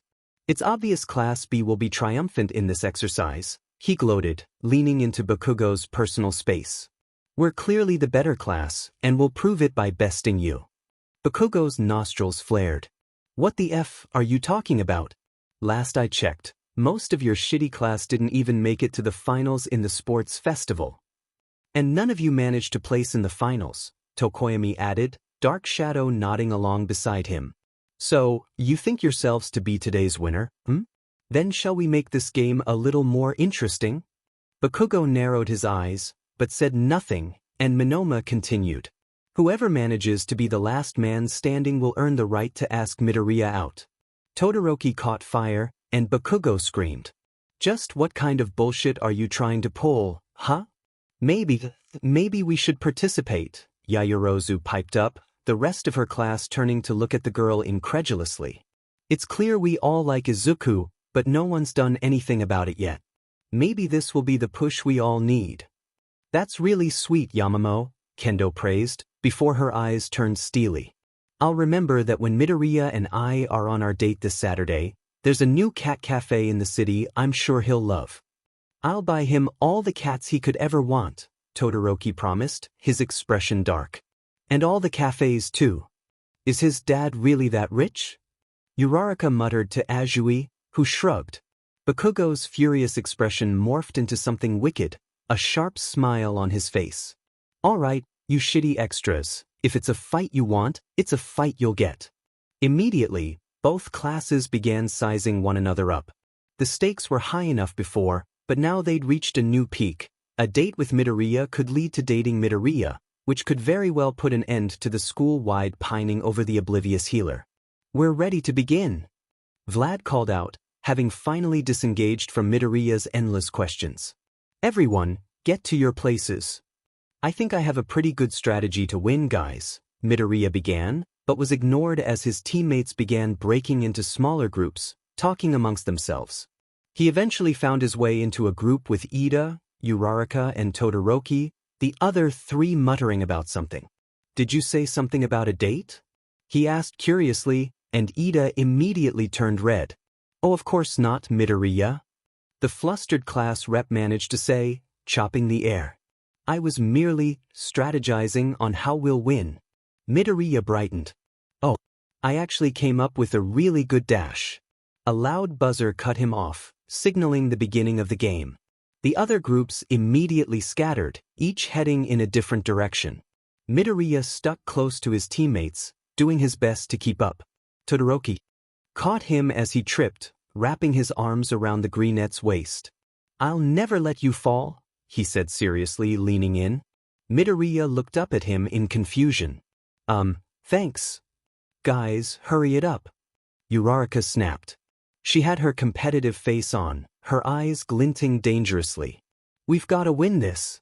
Crap, they ambushed us. Kaminari dove for cover as Rin, Bondo, Kamakiri and Kaibara unleashed a barrage of attacks on his teammates, Ashido, Jairu and Sato bracing themselves against the hits. Kaminari, you total coward. Ashido cried out, struggling as Bondo glued them all into place. The 1B group quickly apprehended Jairu and Sato, Ashido freeing herself with her acid and fleeing before they could grab her. Kaminari seized his opportunity, unleashing his lightning and incapacitating the 1B students.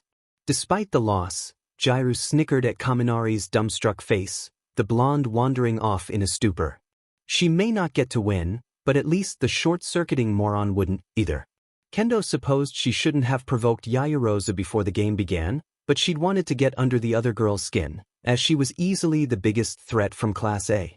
Her plan worked a little too well, as now Yayarozu was firing a cannon at Kendo and her teammates, a competitive glint in the tall girl's eye. "We need a plan," Kendo muttered, Fukudashi, Tsuburaba and Hananuki nodding in agreement. They were startled out of their strategizing as they felt something snap onto their wrists. "I got him!" Hagakure cried out, her invisible form hurrying over to where Shoji was holding her costume. "They didn't even notice me." "You did well, Hagakure," Yayarozu praised, before sobering. "Now, let's go find the rest of 1B. Bakugo sneered as he used his explosions to take down more of the 1B losers, before flying off to find more. "They call this a challenge?" he muttered to himself, before blasting through a building and knocking it down. He remembered what Aizawa said: he'd be going up against his own class once 1B was defeated, and he wouldn't be taking any chances. He spotted Kaminari ambling around, his brain clearly fried. Bakugo pulled out one of the cuffs he'd been given, swooping down and deftly cuffing the other blonde. He couldn't continue anyways, and he'd be in the way if Bakugo really needed to let loose with his quirk. "Turning on us already? Not cool, Bakugo!" Ashido cried out, springing from her hiding place, flinging acid at the hot head. Bakugo dodged it easily, firing off a few explosions that had the pink-skinned girls scampering away. The blonde gave chase, catching up and capturing the girl after another short fight. She'd done well, Bakugo thought as he cuffed her, noting it took more effort on his part to best her than it had anyone else thus far. He considered complimenting her, but scoffed instead. "Nice try, Pinky, but Deku's mine." Todoroki turned as Kirishima and Ojiro called out to him, the two joining there. "Man, I'm glad we found you guys," Kirishima told them. "We got ambushed by Yanagi and Tsunatori, and they managed to take down Tokoyami and Koda." Todoroki made to reply, but stopped as he looked around. "Wait, where's Midoriya?" "Oh no, he was just here," Uraraka cried, frantically looking around. "Oh man, that's not good," Kirishima muttered. "We better stick together, at least until we beat 1B. The implication of what would come after hung heavy in the air. The group managed to stick together, but their numbers dwindled as more 1B students picked them off, the other class using guerrilla tactics to take down their opponents one by one. Once he had a clear shot, Todoroki unleashed his ice, freezing both friend and foe alike in place. At Ida's betrayed expression, he shrugged. "Midoriya and I are going to get married one day," he explained to the class rep, securing a cuff onto his wrist. "So his first date should naturally be with his future husband." "Why, you're no hero," Ida muttered, his teeth chattering. "Only a villain would resort to such dirty tactics." Todoroki shrugged. "I'll let you be best man at the wedding." Aizawa watched with no small amount of amusement as the captured students filed into the viewing area, looking far more disappointed than the hero thought they should. "It's only a training exercise," he muttered to Vlad. "What could they possibly be so upset about?" Vlad grunted but didn't comment. The two continued to watch the screen, something catching their eye. "Wait a minute," Vlad started, tracking the figures swiftly taking out the competition. "Is that Dash?" "It is," Aizawa confirmed, attempting to conceal the surprise on his face. "Huh, I didn't know he had it in him." It had come down to the final four: Tokage, Bakugo, Todoroki and Minoma. Minoma had borrowed several quirks, firing off scales and horns and mushrooms as Tokage's severed body parts went after the 1A boys. "You'll never best me, 1A." Minoma cried out, a crazed look in his eye. "I'll show you 1B is the superior class, and I the superior choice for Midoriya's heart." Bakugo blasted all of the incoming projectiles as Todoroki froze Minoma and most of Tokage in place, moving to cuff them. He'd just released the bested students from his ice when one of Bakugo's explosions slammed into him, sending him flying. Todoroki recovered in midair, righting himself and using his ice to slide back to the ground. Heterochromatic eyes narrowed as he took in his enemy. "Let this be our ultimate battle, Bakugo. Shut the hell up and fight me, icy hot." Todoroki unleashed a burst of fire as Bakugo fired off a giant explosion, the two attacks colliding and creating a cloud of smoke, dust and debris. The blonde thought he'd heard something coming from the opposite side of the clearing, and readied himself for another attack. When the air cleared, Bakugo looked on in triumph as he spotted Todoroki's unconscious form, the other boy lying face down in the dirt. Take that, shitty extras. Should've listened to me before, huh? Now, I've beat you all in more ways than one. Bakugo ceased his gloating immediately, freezing as he felt someone tapping his shoulder. He whirled around just in time to see Midoriya leaning in, their lips meeting before Bakugo's world turned black. When he woke a few minutes later, Bakugo realized someone must have carried he and Todoroki off of the training grounds, likely Shoji or Sato. They were in the viewing area, the other students gathered in clumps as they commiserated over their loss. Bakugo spotted a familiar mop of green curls as Midoriya gave healing kisses to the other students, their faces red and their expressions dreamy. He snapped. "But what the hell was that to you?" "Oh, sorry, Kachin," the greenette said sheepishly. "You turned a little more than I thought you would, that's why I ended up kissing you on the lips." "Not that," the blonde huffed, taking a great deal of satisfaction in the envious looks he got from the others. "I mean the fight. Where the hell did you come from?" "Oh that," Midoriya giggled. "It was all part of my strategy. I figured Class B would resort to ambushes and guerrilla warfare, so to compensate I figured we should have our strongest fighters take out the groups while the stealthier fighters took out the single students and the pairs. I was going to tell everybody, but no one would listen." He pouted, before brightening. "Anyways, turns out I didn't have to, as you guys started doing it all on your own. So, I snuck away from my group and started picking off the stragglers from 1B, then I went after my own classmates. Everyone was so focused, no one saw me coming. Then, when you and Todoroki were fighting, I snuck up on both of you before the dust settled, and that's how I won." He gave the other boy a triumphant grin as the other students looked at him in shock. "All this time, it was sweet Midoriya we had to watch out for," Aide muttered, slumping down next to an equally defeated Uraraka. "We let our adoration blind us." Bakugo scoffed, casting his eyes to his lap so the healer wouldn't see the disappointment in them. As if he'd care about some dumb cat cafe anyways. He heard Midoriya gasp, and Bakugo winced as he realized he'd said that out loud. "There's a cat cafe nearby?" Bakugo looked up, smugly enjoying the incredulous looks the others were shooting their way. Yeah? One just opened up in the city." Midoriya beamed as he grabbed Bakugo's hand. "Can we go? Please, Kachin? You know how much I like animals and I'll even pay." "Calm down, Deku." Bakugo snapped, though there was no heat behind it. "We'll go this Saturday and I'll be paying."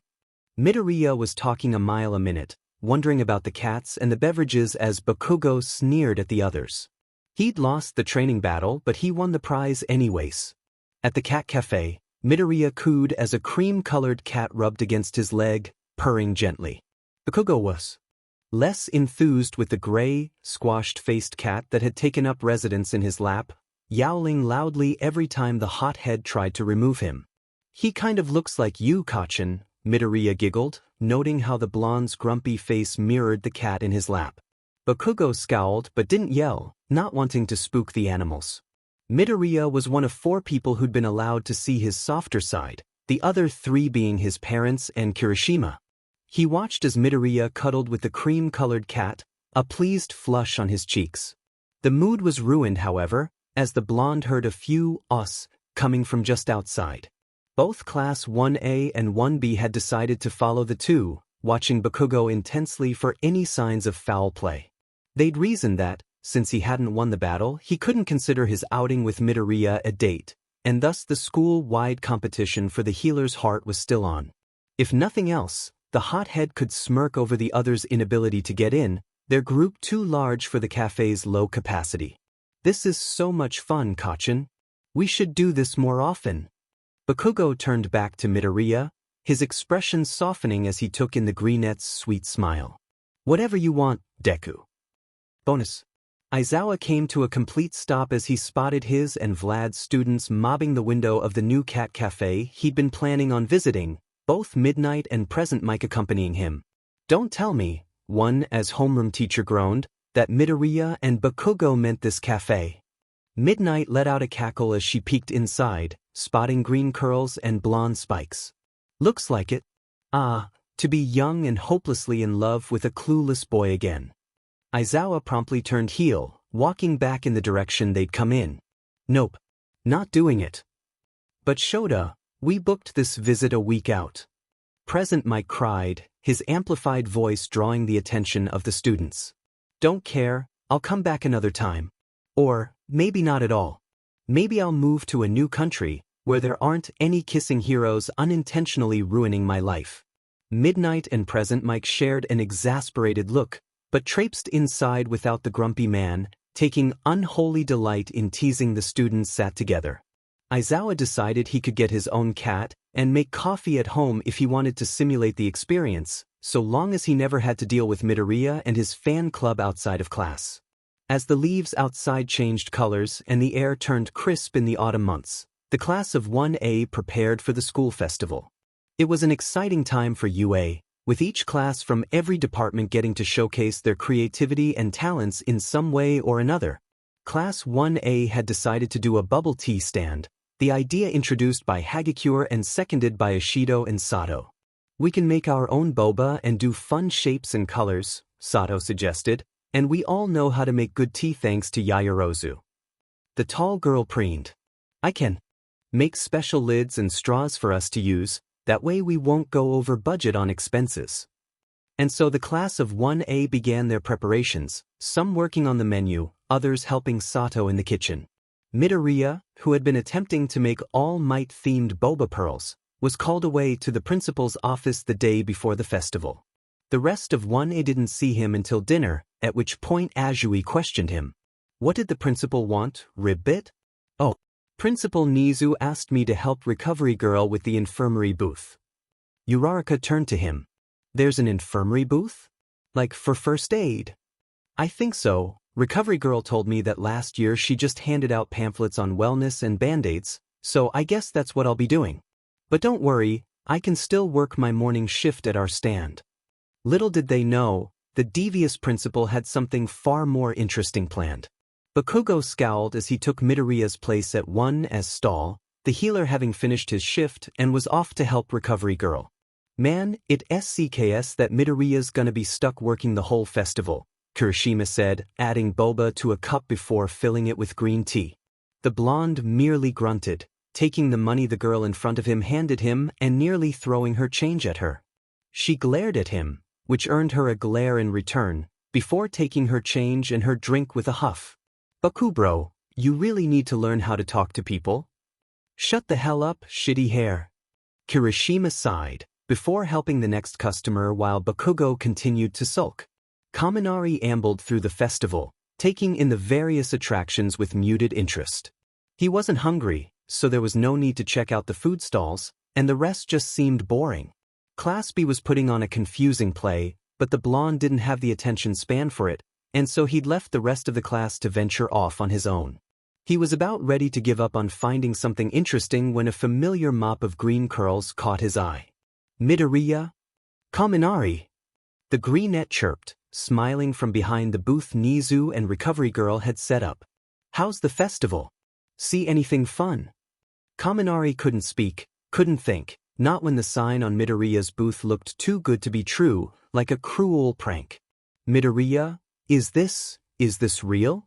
Midoriya nodded, sheepishly rubbing the back of his neck. Yeah, apparently Nizu thought it'd be a good way to make money. He says it's to buy more supplies for the infirmary, but I thought the school already had a budget for those things, so maybe there were cuts made to it or something. Kaminari nodded, not having heard anything beyond the confirmation. It was real. It was totally real. He began to back away, his expression dazed. Sorry, I gotta go tell the others. Jiraiya tried to hide her annoyance as Kaminari all but shoved her, Azui, Ojiro and Shoji past the stalls and booths of the other students, the blonde having cornered them and was now forcibly guiding them to an unknown location.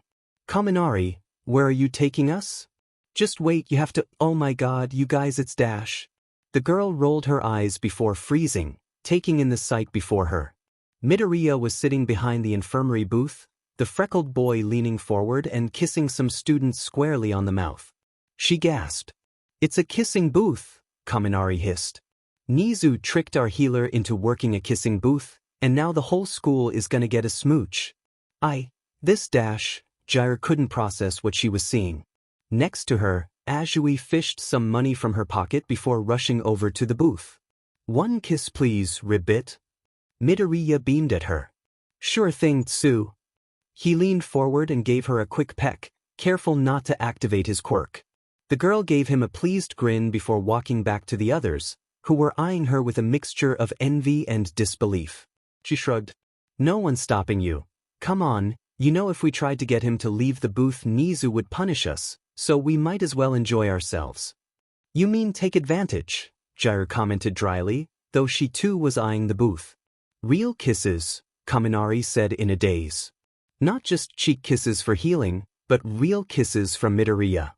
Kaminari caved, the others joining him less than 10 seconds later. Jiraiya, Shoji and Ojiro felt a little guilty as they accepted their kisses, but Kaminari and Azui were shameless, both going back for a second kiss before departing. The rest of 1A all found their way to the infirmary booth at point or another, Hagakure and Ashido both squealing to one another after their kisses. Koda and Tokoyami were more reserved but by no means less enthusiastic about the kisses they received from the freckled boy. Yaoyorozu ignored the lecture Ida was giving both her and Aoyama, the two stopping by the booth at least twice after their first visit. The class rep had acted affronted up until the others had left, at which point he quickly whipped around and paid for 3 kisses, a light blush on his cheeks as he did. The 1A students weren't the only visitors Midoriya received, however. Once their play had finished, Class 1B surrounded the booth, each getting a kiss with Monoma, Tetsu and an embarrassed Kendo coming back for more. Hatsum had practically skipped over to the booth and slammed a few banknotes onto the table. I wanted to see what all the fuss is about, she chirped. Midoriya wasn't sure what she meant, but shrugged and gave her a kiss. Her yellow eyes lit up. Huh. Not bad, but I bet I could make a baby that does it better. Shinso from General Studies had taken one look at the sign on the booth before promptly emptying his pockets, putting all the money he had on the table and spent several minutes getting kissed in return. When Recovery Girl came to check on the boy, she grinned at the long line winding through the festival pathways. Looks like things are going well, she said to the healer, who smiled at her. I know. It's nice to see so many students want to help raise money for the infirmary. She shot the boy a look, wondering how someone so smart could be so dense. Where the F are they? Bakugo growled, once again scaring a customer. Dunce's face and 4 eyes were supposed to be here half an hour ago. Kirishima checked his phone, not seeing any replies from his earlier text. Dunno, do you think something happened to them? Bakugo let out a snort, the hot head violently mixing the customer's drink. If they're not here in the next 5 minutes, I'm blowing something up. The customer squeaked, and Kirishima rolled his eyes. Calm down, man. I'll go look for them. Don't you leave me here, shitty hair. I'll be back in 5 minutes. He called out, already racing off to find the others. Bakugo snarled, his hands smoking as he handed the customer their drink, the cup slightly charred. Kirishima wasn't able to find anyone, but as luck would have it, he did stumble upon the infirmary booth, his face turning as red as his hair as he read the sign. Midababe, is this— are you really Dash? Yeah, most of the others have already stopped by. Kirishima didn't like the sound of that, but wasn't going to let jealousy spoil this golden opportunity for him. He pulled some money from his pocket, his hands sweaty as he handed it over to the healer. Midoriya just smiled, leaning forward and giving the redhead a sweet kiss. Kirishima's arm hardened, and his grip on the table splintered the wood underneath. He'd imagined kissing Midoriya would be manly, but the reality was so much manlier than he ever could have dreamed. But Midoriya was already helping someone else, the big three now surrounding the table with varying amounts of money on hand. Kirishima watched as Amajiki accepted his kiss, then immediately turned to face the wall of a nearby canopy tent, the older boy visibly flustered. Nijire just giggled after receiving her kiss, dragging Amajiki away to find other amusements. Mirio looked to be on cloud nine as he bought kiss after kiss, his usual smile stretched wider than Kirishima had ever seen it before.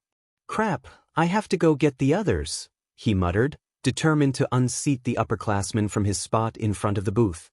When Todoroki found the booth, he'd immediately walked away, only to return with a small briefcase.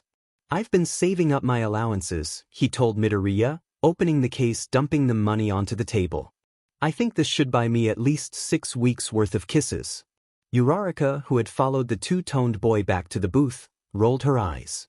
"The offer's only good for today, Todoroki." "Midoriya, is this true? I can't buy kisses in advance." Midoriya shook his head, and Todoroki sighed. "I suppose the rest will just have to go towards our future honeymoon."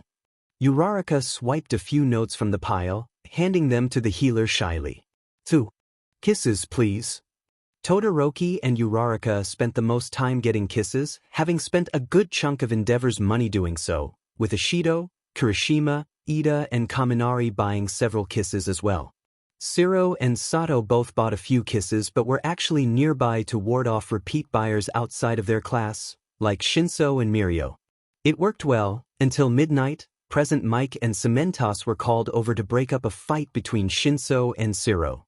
Midnight took one look at Midoriya and the sign on his booth before bursting into laughter, the woman's cackling filling the air.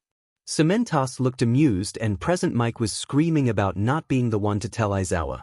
They were warned to not start any more fights, so 1A decided to switch tactics, instead spending as much of Todoroki's allowance as possible to use up what little time was left of the festival. Midoriya simply stared in confusion as Todoroki accepted his kiss, then moved to the back of the line for another. "You guys must be really bored, huh?" he said, kissing Azui for perhaps the 8th or 9th time that day. The class began talking at once, each excuse they gave him more outlandish than the last. From his spot at 1, as Boba stall, Bakugo seethed as he attended to more students, completely forgotten by the rest of his class. He checked the cooler, noting that they were out of tea because those shitty extras hadn't come back with more product. He slammed the cooler shut and stomped off, leaving the booth unattended as he searched for the others with murderous intent. He finally found Kirishima, and was about to punch the spiky-haired idiot for abandoning him, when he noticed what the other boy was doing. He was leaning over the infirmary booth and into Midoriya's personal space, kissing the healer deeply. Bakugo snapped. It had taken several students and adults to pry Bakugo off of Kirishima, the blonde having punched, kicked, and exploded every inch of the redhead he could reach. He then rounded on the others, screaming at them for leaving him stuck at their booth all day while they played hooky and kissed Deku over and over. "And you?" he growled at Midoriya, eyes flashing. "Kissed half the DMN school, did you? Well, you can forget about kissing anyone else, 'cause it's my turn now." The blonde slammed a few stacks of bills onto the table, Kirishima's non-swollen eye widening in realization. "That's the money from our booth, isn't it?" "Hey, that's ours." Hagakure pouted. "Mine now, shitty extra. None of you beats came for your shifts, so I'm claiming it, just like I'm claiming you, Deku." Midoriya looked between the students, his eyes wide and confused. "I don't understand, you guys left Kacchan all alone at our booth? Why would you do that?" We kind of forgot," Yaoyorozu said ashamedly, ignoring the furious look the hothead gave her. "We were distracted, since we all wanted to kiss Dash. Wanted to explore the festival." Aide cut in, shooting the taller girl a warning. Midoriya frowned. "That's not fair. Kacchan shouldn't have to cover for you guys like that." The rest of 1A looked contrite, muttering apologies to the blonde at Midoriya's urging. He shooed them away, telling them they could take down the booth themselves. He turned back to Bakugo. "I'm sorry they did that, Kacchan. The festival's almost over, But there's still time for you to explore if you want. Bakugo gave him a lecherous grin. I already told you, Deku, I'm spending every last second of this DMN festival right here. He pushed the money over to the greenette, who sighed as he added it to the comically large pile next to him. The tip jar recovery girl had brought him had proven to be a gross underestimation of how much business they'd be getting. Bakugo's grin widened as Midoriya leaned in, the blonde closing the distance between them. Aizawa had come to find Midoriya at Midnight's urging, the woman giving him a knowing smirk before sending him off in the direction of the infirmary booth. He spotted the booth, getting closer before freezing at the sight. Midoriya's face was bright red as Bakugo kissed him, the healer accidentally activating his quirk as Bakugo prodded his lip with his tongue. The hot head hit the ground with a thud, and Aizawa let out a sigh. He eyed the pile of money next to the greenette, simply saying, "I'm getting half of that," before walking away. He'd buy himself a drink later and forget the whole thing ever happened. And if he assigned extra homework the following week to his negligent, kiss-hungry students, no one needed to know. Bonus. After the festival had ended, Eri had come to the 1A dorms for dinner, hearing all about Midoriya's time at the infirmary booth. That sounds like a lot of work. Midoriya nodded. It was, but I made a lot of money for the infirmary, so it was for a good cause. Oh, I wish I had gotten a kiss. The healer gave her a bright smile, before kissing her cheek. Now you have a good night kiss for later. Eri smiled back, returning to her dinner. Todoroki stood. Midoriya, I too am in need of a good night kiss. Go to hell, icy hot. But I won't be able to sleep without one. Soon everyone was asking for a good night kiss, causing Eri to tilt her head in confusion. Big kids are weird, she muttered to herself, watching Bakugo launch himself at Todoroki from across the table. Good, everyone's here, Nizu chirped, smiling brightly at the rest of the faculty. Shall we begin? The teachers were gathered inside UA's largest faculty room for their weekly meeting, one that hadn't been held in recent weeks due to the holidays. Aizawa had not lamented the loss of these meetings in the slightest, and had spent every day of his short vacation blissfully in the company of his adopted daughter and far removed from Principal Nizu's schemes.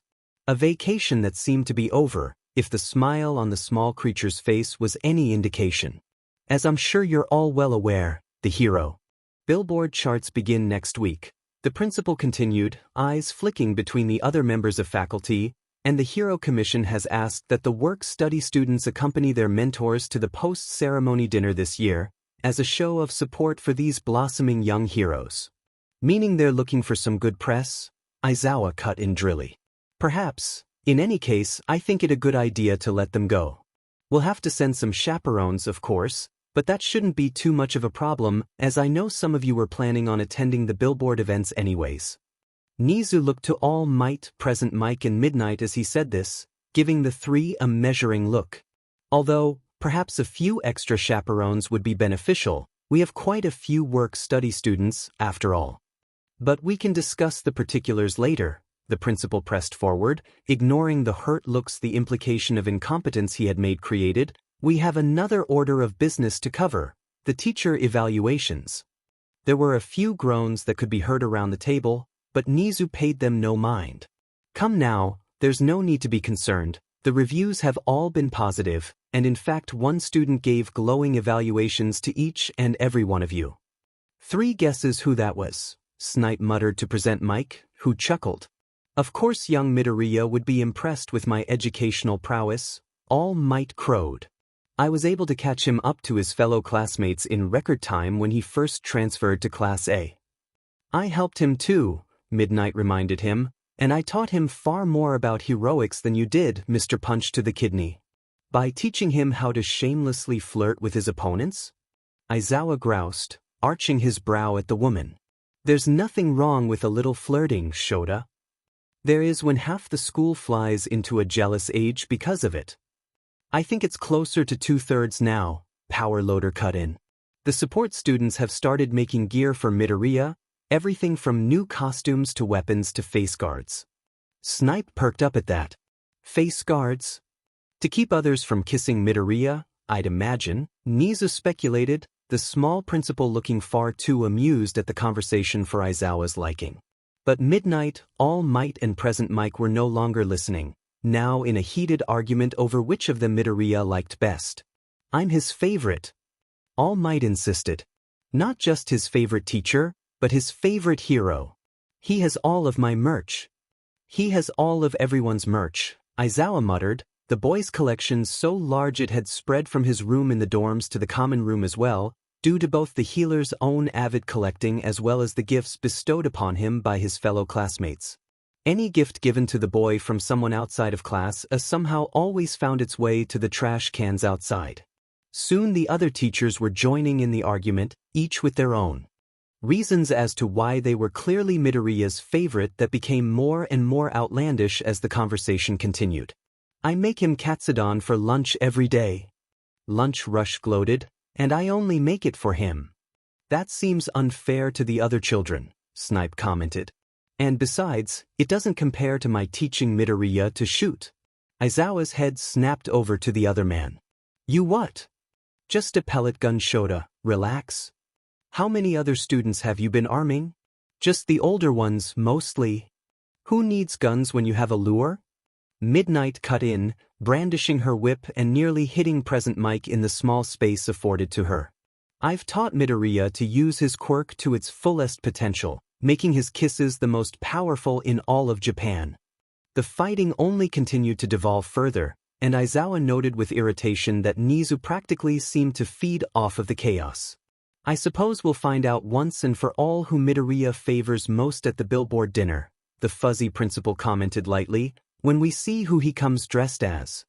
All heads immediately turned to him. The fighting momentarily ceased. "What do you mean, Nizu?" "Oh dear, did I forget to mention the dinner this year is in part a costume party?" Aizawa's eyes narrowed. "You know you did." "Oh well, now you know. And I'm sure we can all agree that whichever hero our dear Midoriya chooses to come dressed as will obviously be the boy's favorite. A little competition of sorts, if you will."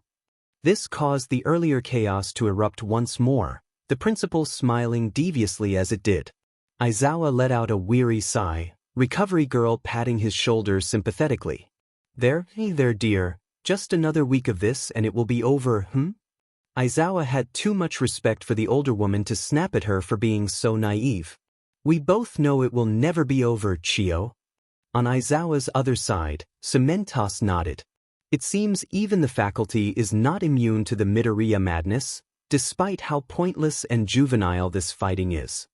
Aizawa shot the man a grateful look, which he immediately regretted as Cementos continued. "After all, it's perfectly obvious Midoriya likes me best. He always offers to read in class, and he's never fallen asleep during my lectures, not even once." Aizawa let out another sigh. Present Mic was certain that Midoriya favored his teaching and heroics above the rest of his colleagues, and would put money on the likelihood of the greenette sporting a leather jacket and blonde due at the billboard dinner. However, he figured it couldn't hurt to curry even more favor from the boy in the days before the event, and had an idea in mind to do so. "All right, little listeners, who's ready to learn some English?" The hero's question was met with little fanfare, though he didn't take it to heart. Today we'll be tackling a classic, Romeo and Juliet. A tale of love and tragedy written by William Shakespeare, a man whom many believe to be one of the most prolific writers of all time. "Never heard of him," Kaminari muttered to Kirishima, who nodded in agreement. "His work has nothing on the dark bounty written by Poe," Tokoyami declared, though it didn't appear that his classmates knew that name either. "We'll decide on the parts each of you will read, then dive right in. Any volunteers?" Todoroki's hand was up in an instant.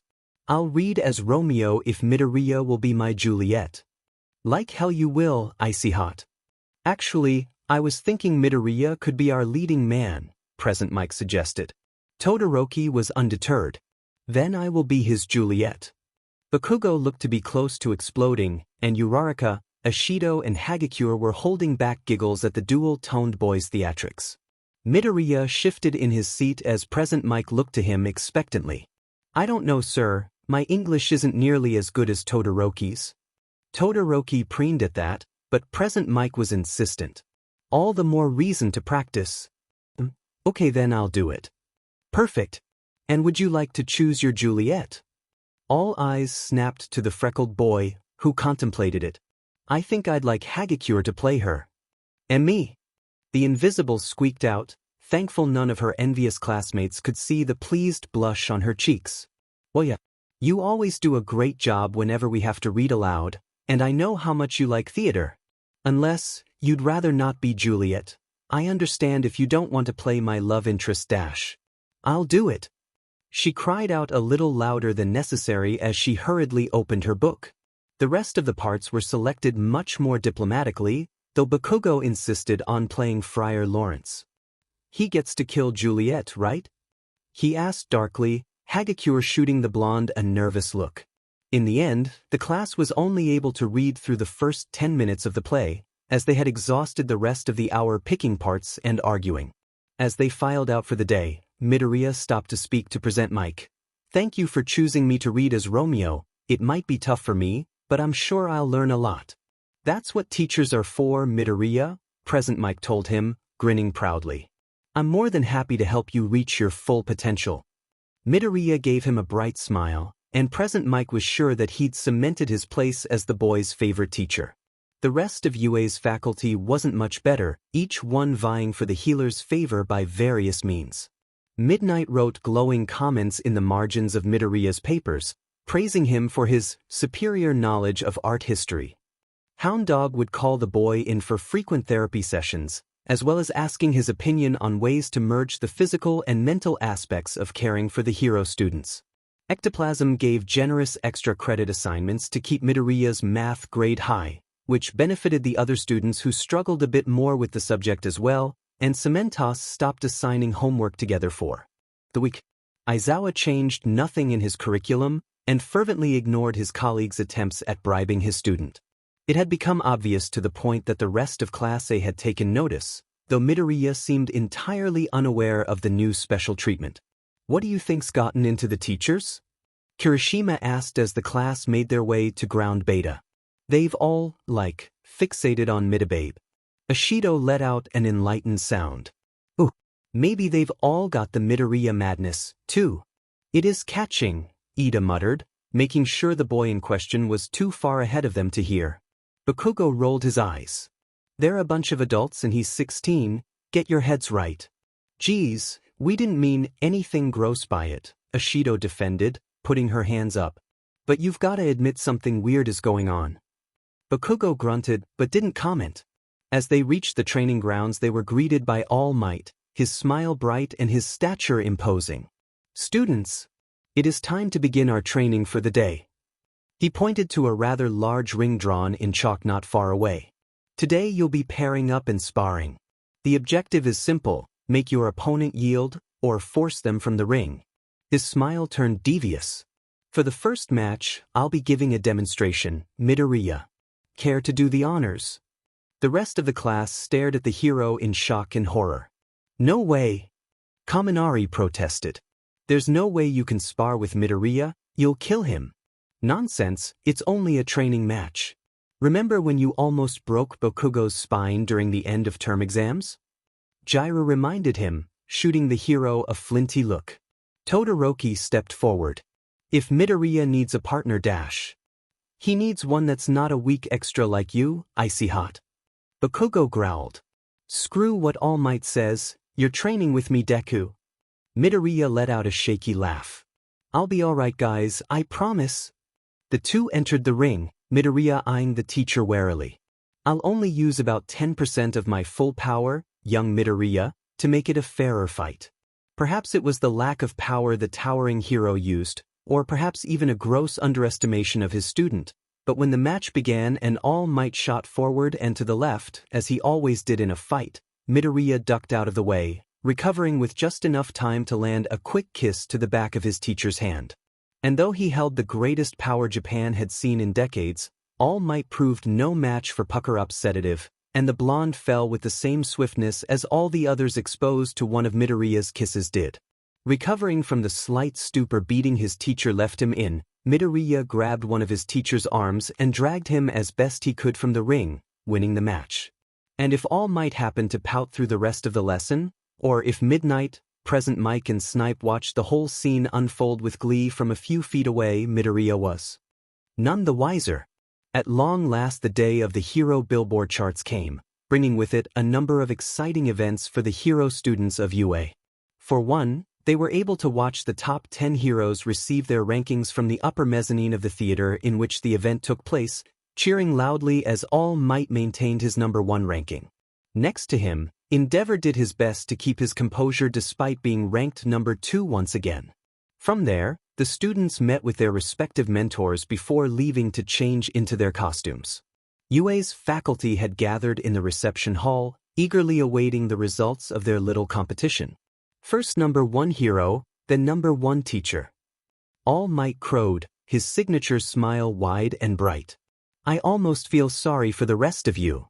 Don't get cocky now, All Might, Midnight retorted, her smile venomous. Last time you did, Midoriya kicked your butt. Present Mike stifled a snort, and Aizawa rolled his eyes. I think you all need to give it a rest, before making even bigger fools of yourselves. Oh come now, Eraser. Nizu chirped, watching as more heroes filtered in dressed as one another and found their seats among the sea of white linen tablecloths. A little competition is good, it helps to build morale. Aizawa was about to retort, when he caught sight of some of his students coming towards them. Oh man, this is so exciting! Kaminari exclaimed, fiddling with his gunhead mask.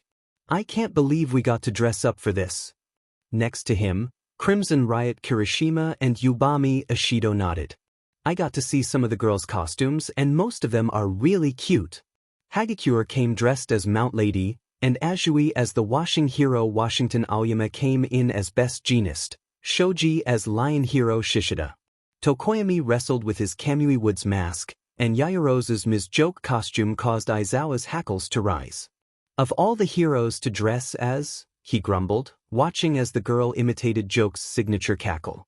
A gang orca addressed Sato eyed Shinso suspiciously as he moved towards the group. Hey, what are you doing here? I thought this event was only for work-study students. Shinso shrugged. Eraserhead's been mentoring me, so I guess that counts as a work-study. Is that why you dressed up as him? Siro teased, his costume modeled after Fourth Kind. Next to him, Edgeshot Ojiro ped his head curiously. Shinso hid his reddening cheeks behind his newly acquired capture scarf.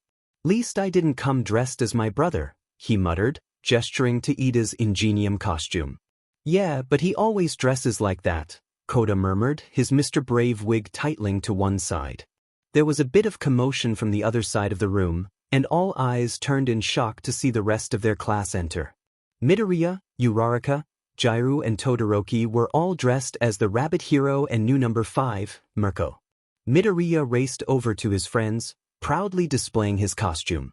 Isn't it funny? Somehow, me, Uraraka, Jairu and Todoroki all chose the same hero to dress as. The others could only nod as they took in their friend's shared costume, some with more interest than others. How did that happen exactly? Yaoyorozu wondered aloud. None of us shared our costume ideas, but you'd think with how many heroes there are, we wouldn't see too many repeats.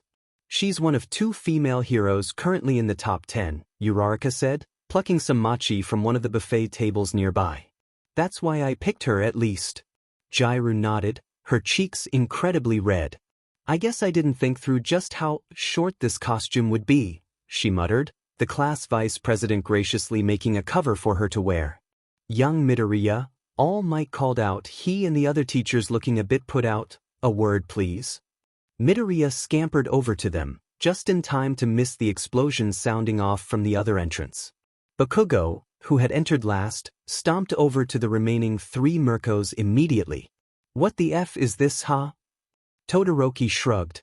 I knew what Midoriya was going to wear, and I'm told couples often wear matching costumes to parties. You're not even dating him, shitty half and half. We'll be engaged once my father has a chance to speak to Midoriya's parents, and we walked in together, that has to count for something.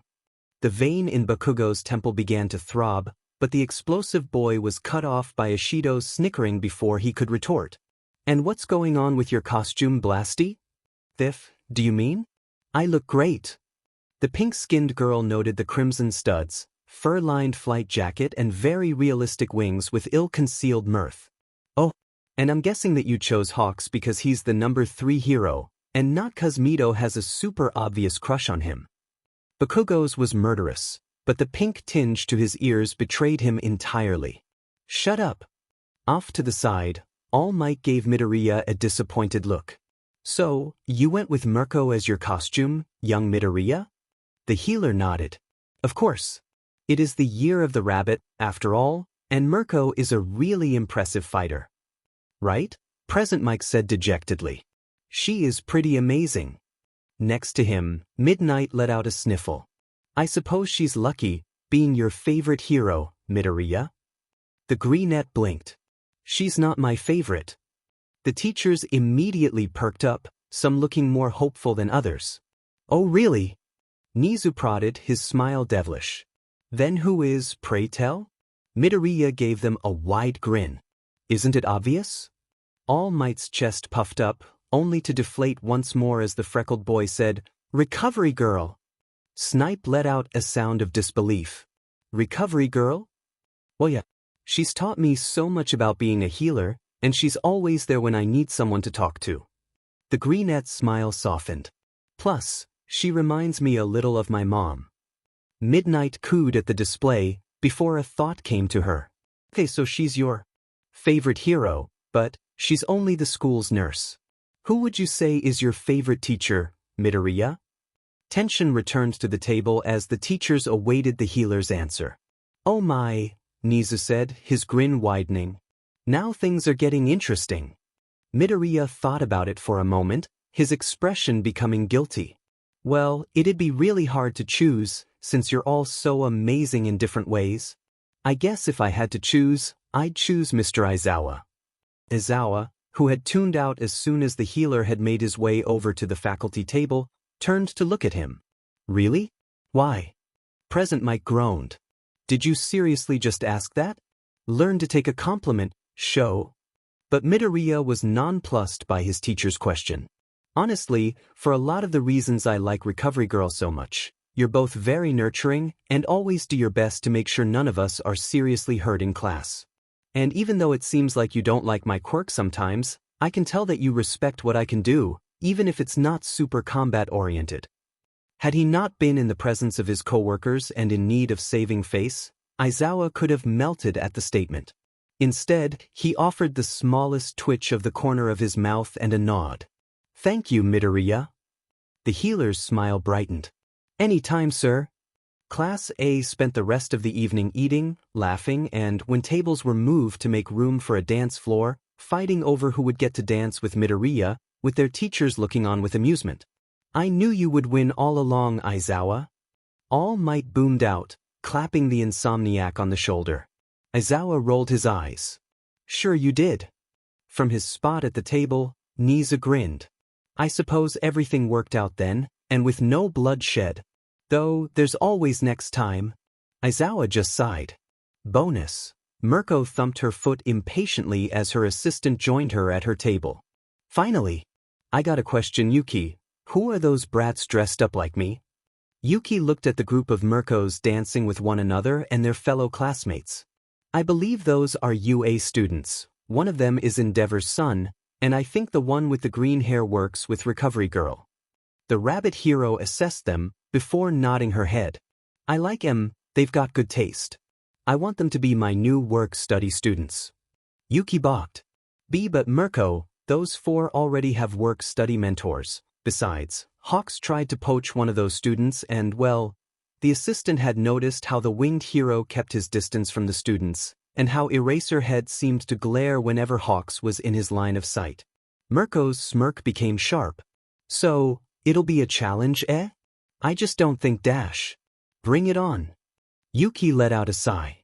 The bus rattled and shook as it rolled along the mountain pass, though it was as much the fault of the passengers on board as it was the rocky terrain. Aizawa turned to glare at his students. Keep it down or I'll make. You all walk the rest of the way.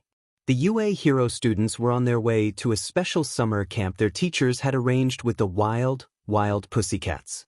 It would be a good way to squeeze some extra hero training in over the summer holiday and, as Nizu had put it, a splendid way for the young heroes to bond. Aizawa guessed that the wicked principal was instead hoping for some drama on the trip that would provide him with fresh gossip. But Class 1A was far too excited about their trip to heed their teacher's words, the students talking over one another at deafening volumes as they made their plans. "We should all go on a morning hike together," Yaoyorozu suggested. "The fresh air will be so nice after being cooped up in the city for so long. Bonfires, esmores, scary ghost stories." Ashido squealed with delight. "It's gonna be amazing. Oh man, I'm so pumped," Kaminari exclaimed. He leaned over the seat in front of him. "Don't worry about the scary stories, Midoriya. I'll protect you." "Like the nerd needs your shitty protection," Bakugo screamed in the other blonde's ear. Aizawa sighed as the chaos continued to rattle the bus, feeling incredibly grateful that he and the pussycats would be flinging them off a cliff before long. Class 1A was exhausted when they finally dragged themselves from the forest and to the lodge they'd be staying at, their muscles sore and their stomachs growling. "I'd kill for a burger right about now," Kirishima grumbled, some of the others echoing his sentiment. "No need for killing, we prepared a feast for dinner," Pixie Bob told them jubilantly. She, Aizawa and the rest of the pussycats were waiting for them, grinning with amusement. Koda was especially helpful, he diced all the vegetables himself. Kirishima pet his head. "Who's Koda?" "Mandali's little cousin." She pointed to a boy no older than 8 with baseball cap and a sullen expression. "He lives with us. Say hi, Koda." Koda glared at the dirty teenagers until he caught sight of Midoriya wedged between Ida and Bakugo. He stomped over to them. "Who are you?" "Oh, my name is Izuku, Midoriya. These are my friends Ida and Kachin." "That's Bakugo to you, brat. Kachin be nice." But Koda paid the angry boy no mind, staring instead at Midoriya. "You're pretty." "Oh, that's very sweet of you to say, Koda. Let's get married." Several jaws dropped as the pussycats began to cackle. Izuku was laughing too, though his classmates didn't share in his good humor. "Am married? No way, he's so young. Just who the hell do you think you are, kid?" Koda tugged at Midoriya's sleeve. "I'd make a good husband, promise. I have an allowance and everything, and you could live here with us." The healer stifled his laughter behind his hand. "You make a very convincing argument, Koda. Okay then, I guess we're getting married." He grinned at the pussycats, each of whom were doubled over in laughter. Next to them Aizawa was holding back a snort. Todoroki narrowed his eyes. "But I'm supposed to marry Midoriya. Fluff, icy hot. If the nerd's marrying anyone, it's me." Koda made sure Midoriya's back was turned before he flipped off the hot head. "You snooze, you lose, Grandpa." "The hell did you just call me?" "Kachin, I told you not to yell at him." Koda looked between them for the briefest of moments before summoning fat, crocodile tears. "Don't let the mean man yell at me, wife.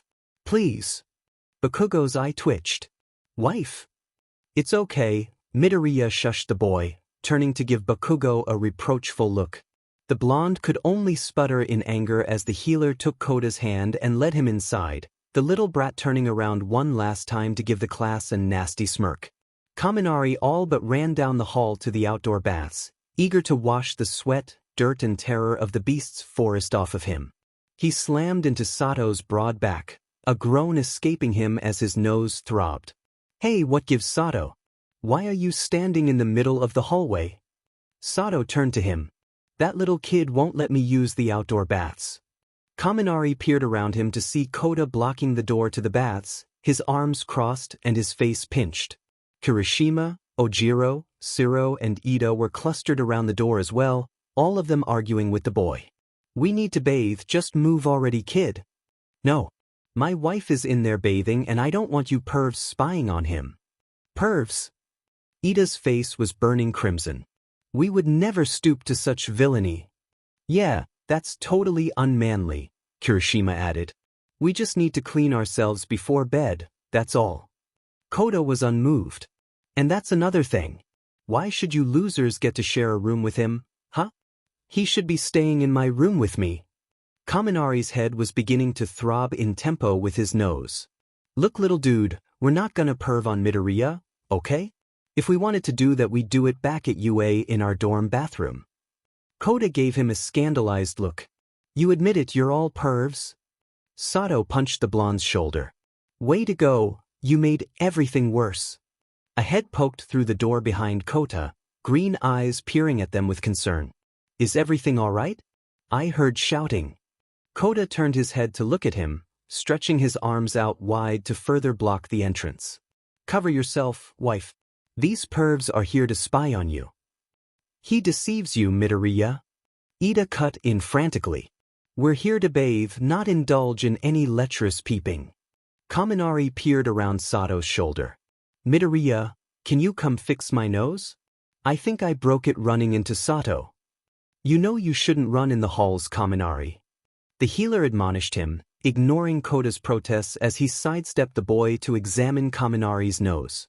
It's not broken, but it will be sore in the morning. Do you think it needs to be healed? Kaminari asked hopefully, leaning in. Nope. Just some ice will do. Hey Todoroki? A second head popped out. Yes, Midoriya? Kaminari needs some ice, he said, oblivious to the incredulous looks he was getting. Hey, how did you get in there? I was watching the door this whole time. I snuck by when you were arguing with Tokoyami a half-hour ago. You two were alone in there? Kaminari was beginning to regret keeping good hygiene. We had the moon for company. It was very romantic. He tossed a chunk of ice to Kaminari as he left the baths, moving to Midoriya's side. Ready to turn in? Oh, sure, Todoroki. The dual-toned boy led the healer down the hall, pausing to throw the group behind him a smug look. Kota stomped away from the door in defeat, leaving the others to their baths. The morning after they'd arrived, Kota sat right next to Midoriya at breakfast, shooting a triumphant look at Uraraka as he took the seat she'd been moving towards. Midoriya took no notice of the altercation, giving everyone at the table his usual cheery smile. Mr. Aizawa says we're starting with a hike today. Just like you wanted, Yamamo. The girl gave him a small smile. That's true, but knowing Mr. Aizawa, it won't be a pleasant one. Kota looked to Midoriya. Can I come with you? I promise I'll keep up. Bakugo glared at him. We don't need some DMN little kid getting in our way. We're here to train, not babysit. Kacchan and Yaoyorozu are right. This won't be a fun hike, but I can go on another one with you when we get back. Kota pouted. Okay, but they can't come. This will be a special married people only hike. Midoriya just laughed. Okay, Kota, whatever you say. The boy grinned victoriously at the table, taking extra delight in Bakugo's irritation. He stuck his tongue out when Midoriya turned to say something to Azui. Keep your ugly mouth shut, brat. Kacchan, he didn't even say anything to you. He's so mean, Izu. You should stop being his friend and never ever talk to him ever again. Huh? The next few days passed in a similar fashion, with Kota pulling Midoriya away from his friends and tormenting them when the healer wasn't around. He'd also taken to pulling pranks on the hero students, always running and hiding behind Midoriya should any of them dare confront the boy. He'd put glue in Kirishima's hair gel, tied Ida's shoelaces together, and had even switched Sato's sugar packets for salt ones during sparring. That kid's a menace, Sero groaned as they wrapped up their training for the day, rubbing at his shoulder where Kota had struck him with a rock. What's worse is he's fooled Midoriya into believing he's innocent. Ida fumed, his arms chopping the air rapidly. He's turning our beloved healer against us. He's a child, Yaoyorozu reminded them. He's probably just bored and looking for ways to have fun with us. No offense, Yamamo, but you're an only child, Ribbit. You've never had to deal with bratty younger siblings before. They watched as Kota plucked various wildflowers from the edge of the nearby woods, no doubt a gift for Midoriya. He's so nice to Midoriya though, Azui continued. Maybe if we play along with this whole marriage thing it will make him less awful to deal with. Hagakure let out a squeal. Ooh, what if we threw them a pretend wedding? Ashido grinned at her, though her excitement was different from the invisible girl's. Could you imagine the look on Bakugo's face if we did? Or Todoroki's? It would almost be worth the beatings we'd get, Shiro commented, his eyes now scanning their immediate surroundings for wildflowers. He spotted Aide doing the same. The girls continued to whisper and plot, and Shiro and Aide raced to give Midoriya their flowers. He was already sporting the ones Koda gave him in his hair and enthusiastically added theirs as well. Soon everyone was adding their own offerings until the healer's head was covered in colorful blossoms. "You look like a bush," Izawa told him, his patience with his students' shenanigans wearing thinner by the day. Still, he had trouble holding back a snort when a strong wind knocked half the flowers out of his hair, his classmates scrambling to put them all back. The girls brought their idea to Koda that night just after dinner. They'd waited until Midoriya left for dish duty and stopped Koda from following, which meant Shoji and Ojiro could do their own kitchen duties with the healer undisturbed. The boy was eyeing them suspiciously, his arms crossed and his foot tapping against the wood floors with impatience. "What do you losers want?" Yaoyorozu did her best to ignore his impetuous attitude. "We were wondering if you'd allow us to plan your wedding to Midoriya." His eyes narrowed. "Why would you do that?" "Because it would be super fun." Ashido chirped. "Weddings are just big parties, and who doesn't love those?" "Bakugo and Todoroki for one," Jair muttered dryly. Koda thought about it. "I guess that could be fun."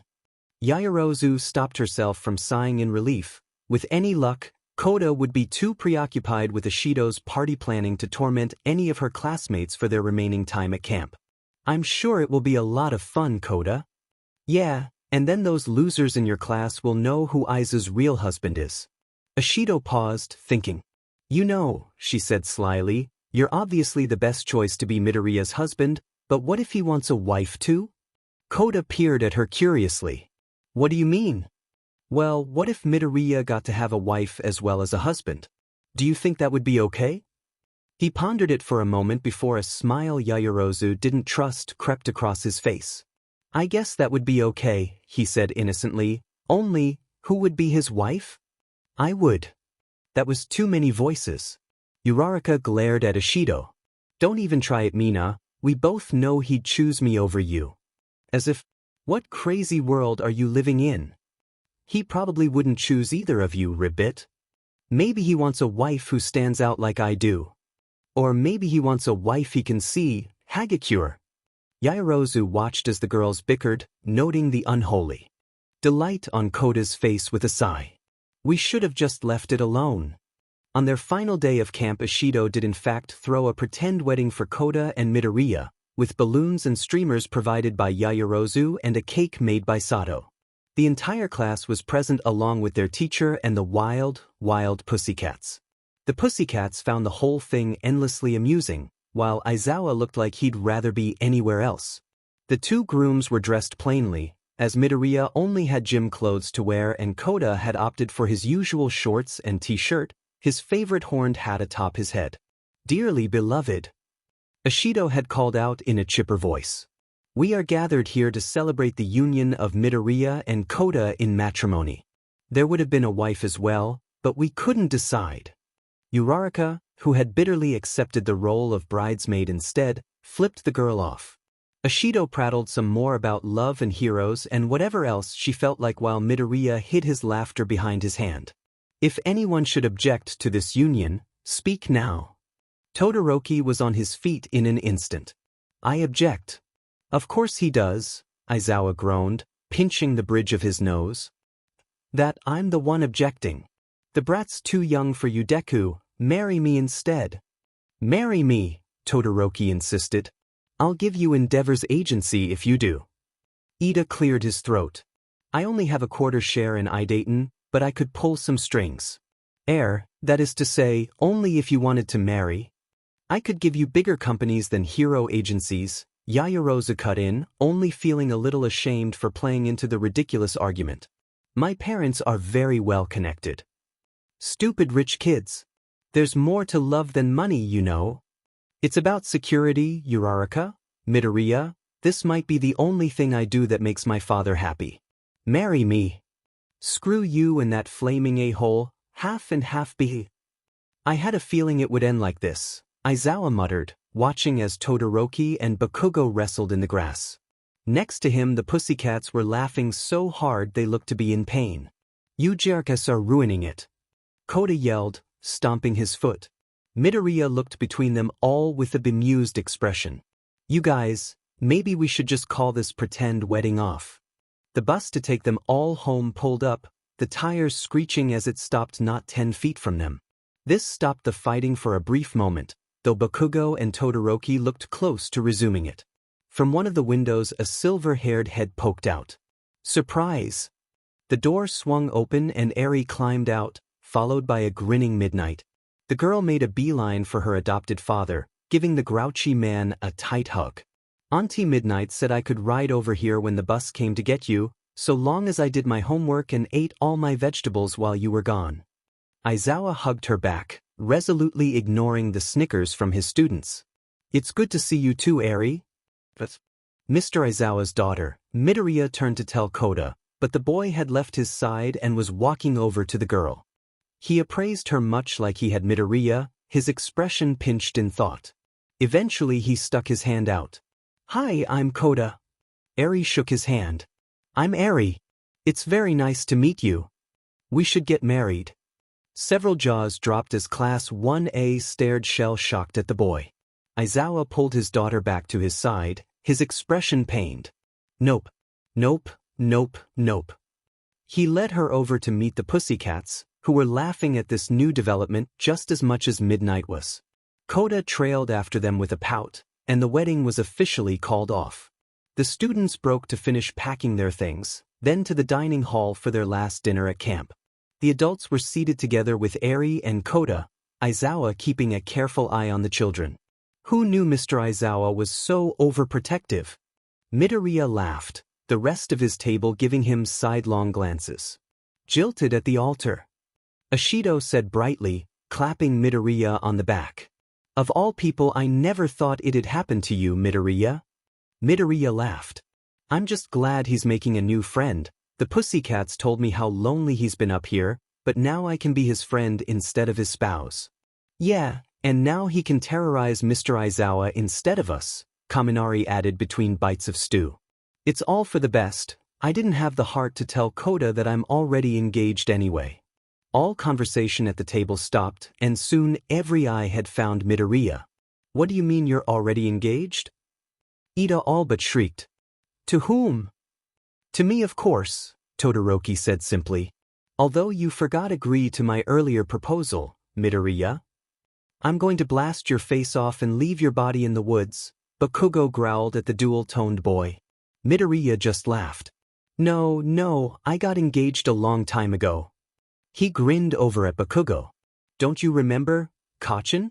You asked me to marry you when we were 6. Bakugo hadn't remembered until that very moment.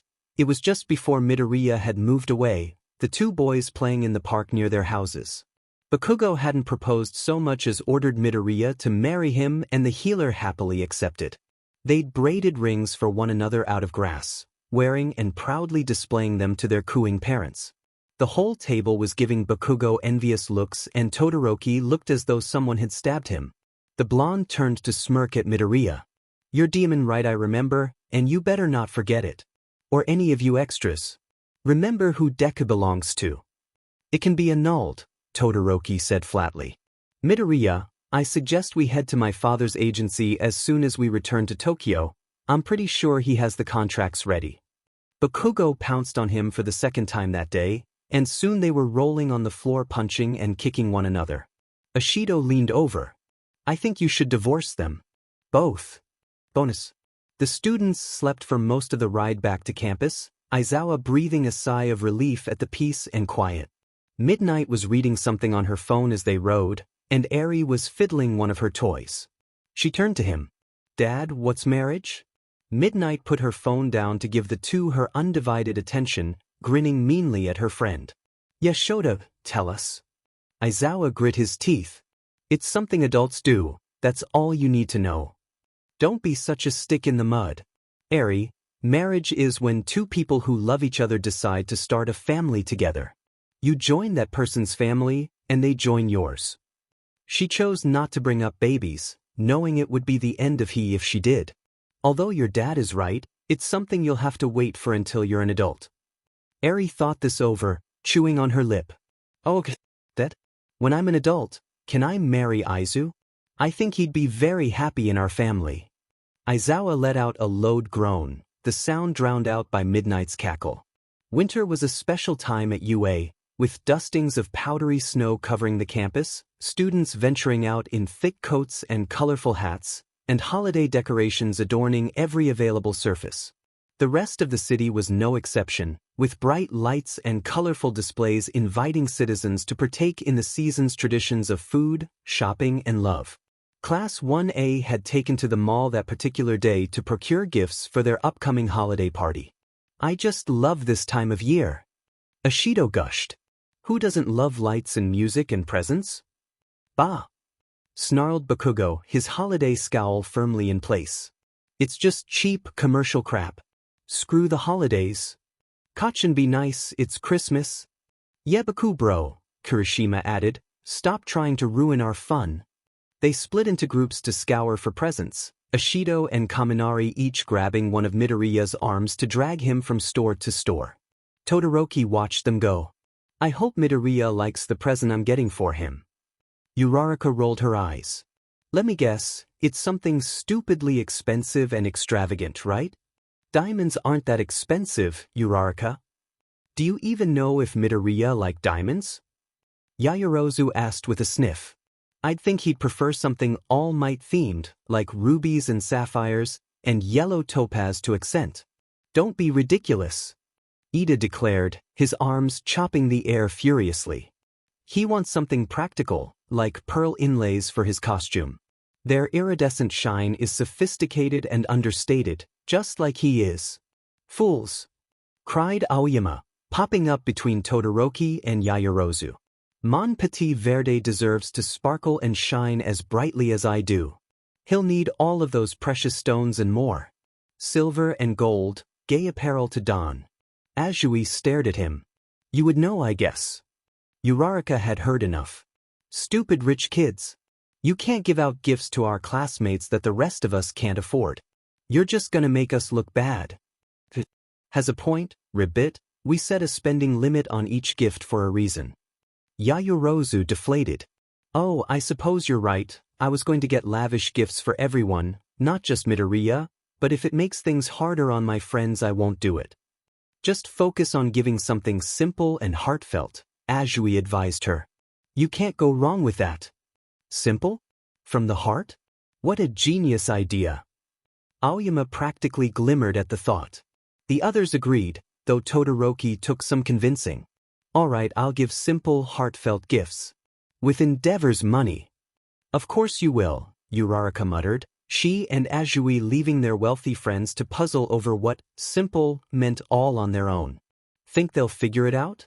I think if Todoroki buys anything smaller than a house we can call it a Christmas miracle, Ribbit.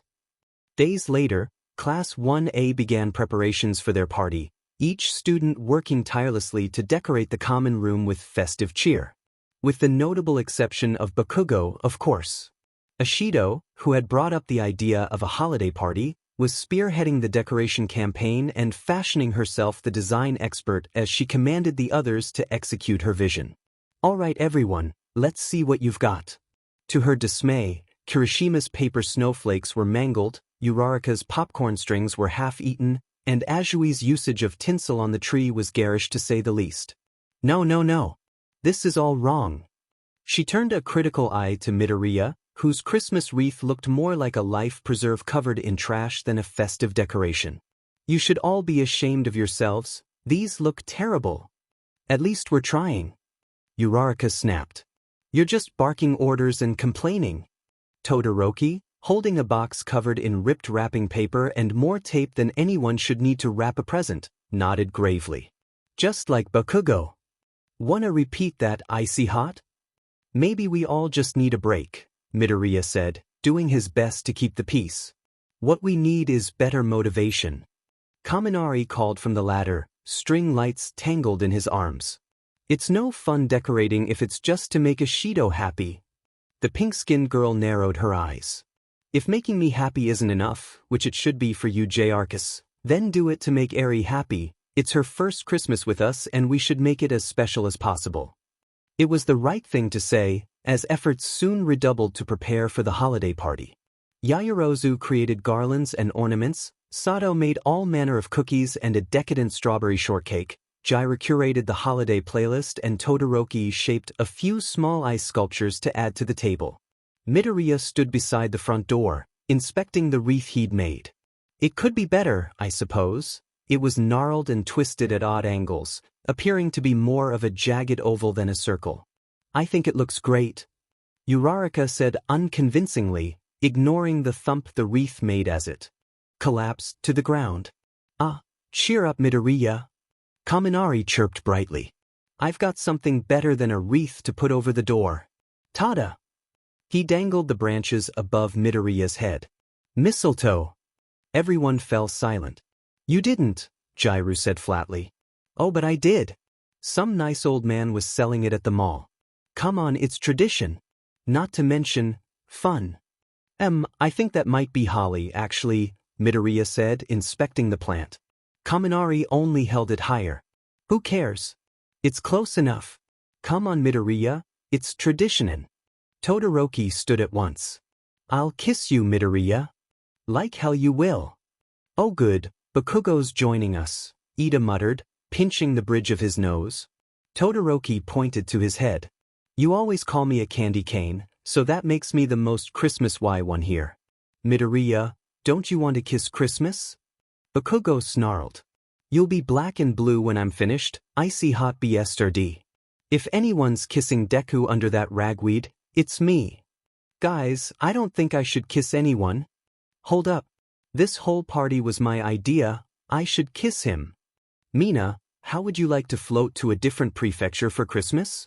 Uraraka said with false sweetness. Jiraiya hummed thoughtfully. Isn't there a song about someone kissing Santa? There's books where they do more than that, ribbit. Todoroki blinked. I could be Santa. You'll be dead meat in a minute. Midoriya watched them fight, taking small but deliberate steps to the safety of the kitchen. Once Bakugo and Todoroki had been separated, preparations continued as normal. Kaminari's holly branch had been swiftly thrown out, though several eyes darted to the waste bin with curiosity.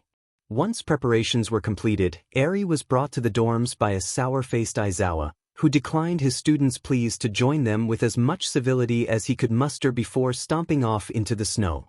What a party pooper, Ashido complained. Oh well, at least we have you here, Eri.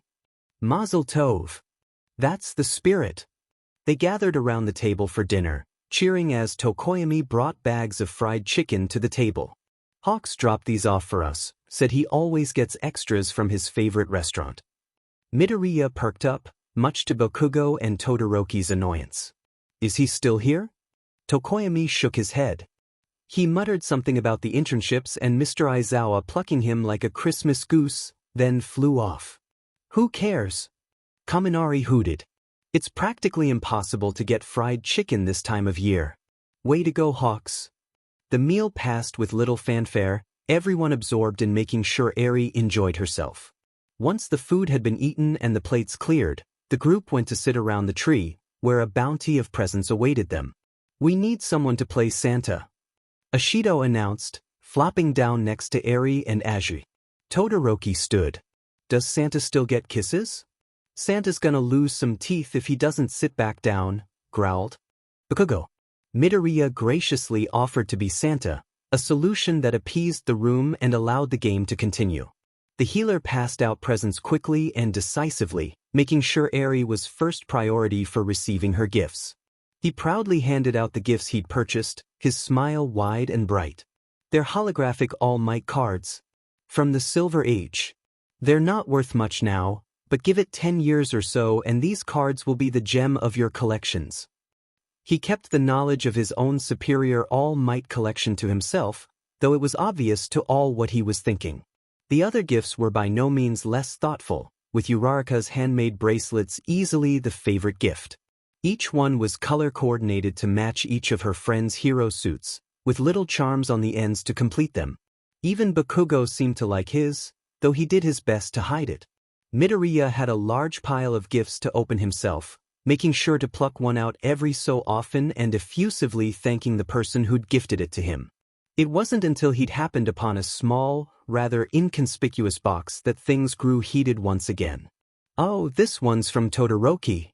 Simple and heartfelt, Todoroki muttered to Uraraka, a proud smile on his face. "It's a key. To my house, we're expected for family dinner next week. You'll be eating through a straw, two-faced Eri, already used to the fighting between Class 1A, happily ignored the screaming and punching in favor of playing with her gifts. As the hour grew later and the night sky began to fill with fireworks and the tolling of temple bells, Class 1A abandoned the warmth of the common room to watch the display out in the chilly darkness of the campus. Bakugo, having already thrown a few explosions into the air for Eri's benefit, soon grew bored of the activity and stomped inside, eager to get back to the solitude of his room. He'd made it to the hallway when Midoriya, who had been overseeing the hot chocolate preparations with Aoyama, nearly collided with the angry boy. "Oops, sorry Kachin." He was still wearing that stupid Santa hat from earlier, the color clashing with the green of his hair. "Demon nerd, watch where you're going." Midoriya only smiled. "It's been a wonderful Christmas, don't you think? Eri seems to be having lots of fun." Bakugo grumbled something back, which the healer graciously accepted as agreement. "It's a shame it has to end soon. It always feels like it'll go on forever, until the day after comes and all the celebrations end. We still have New Year's, you know." "Oh, that's true. We'll have just as much fun on New Year's, I bet. In fact, you can count in it." From anyone else, that level of positivity would be annoying. Yet from Midoriya, Bakugo could almost call it charming. He smiled, but only just a little. "Sure Deku, whatever you say." "Oh, did Kaminari pull that from the trash?" Looking up, Katsuki spotted more plant matter nailed to the top of the doorframe, its ovular leaves and white berries taunting him with possibility. "Damn it, that's actual mistletoe. Don't those dumb sheets know it's toxic? I'll bet Shitty Hair will eat it on a dare and end up in the infirmary." He paused. "And you better not save his sorry, but if he does. Don't be mean, Kachin. Get into the Christmas spirit." "Christmas spirit, eh?" He leaned forward, his expression suddenly mischievous. "Well, since we're both under this ugly but weed," Midoriya went red at the implication, shifting from foot to foot in discomfort. Bakugo sighed. "It was just a joke, Deku. Obviously, I'm not really expecting." Midoriya whipped his head from side to side, ensuring the coast was clear, then tilted his head up to plant a quick kiss to Bakugo's cheek. "And Merry Christmas, Kachin." He turned and ran back the way he came, his face as red as the hat on his head. Bakugo stared after him, until his brain caught up the rest of him. "Ha! You call that a kiss, shitty nerd? Get your butt back here, I want another one." Bonus. It was nearing midnight when, roused from a peaceful slumber, Aizawa heard a loud knocking on his front door. He'd resolved to ignore it when the knocking grew louder and more insistent. It was possible there was a serious emergency that needed his attention, but he knew it was all the more likely someone was waiting to annoy him with something. "Eri's not due back until the morning," he grumbled to himself, shuffling on slippered feet to the door and the ceaseless knocking. He threw the door open with a scowl, brows knit together as he took in the sight of 3 figures dressed in ridiculous outfits.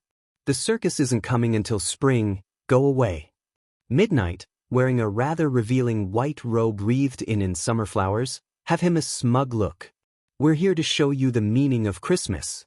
Nizu, wearing a green robe and carrying a cornucopia, nodded along cheerfully. "We'll infect you with our Christmas spirit." Present Mike, grinning from under his black hooded robe, said loudly, "Totally. Get ready for a wacky night full of hijinks." "Oh yeah." Aizawa slammed the door in their faces. "No.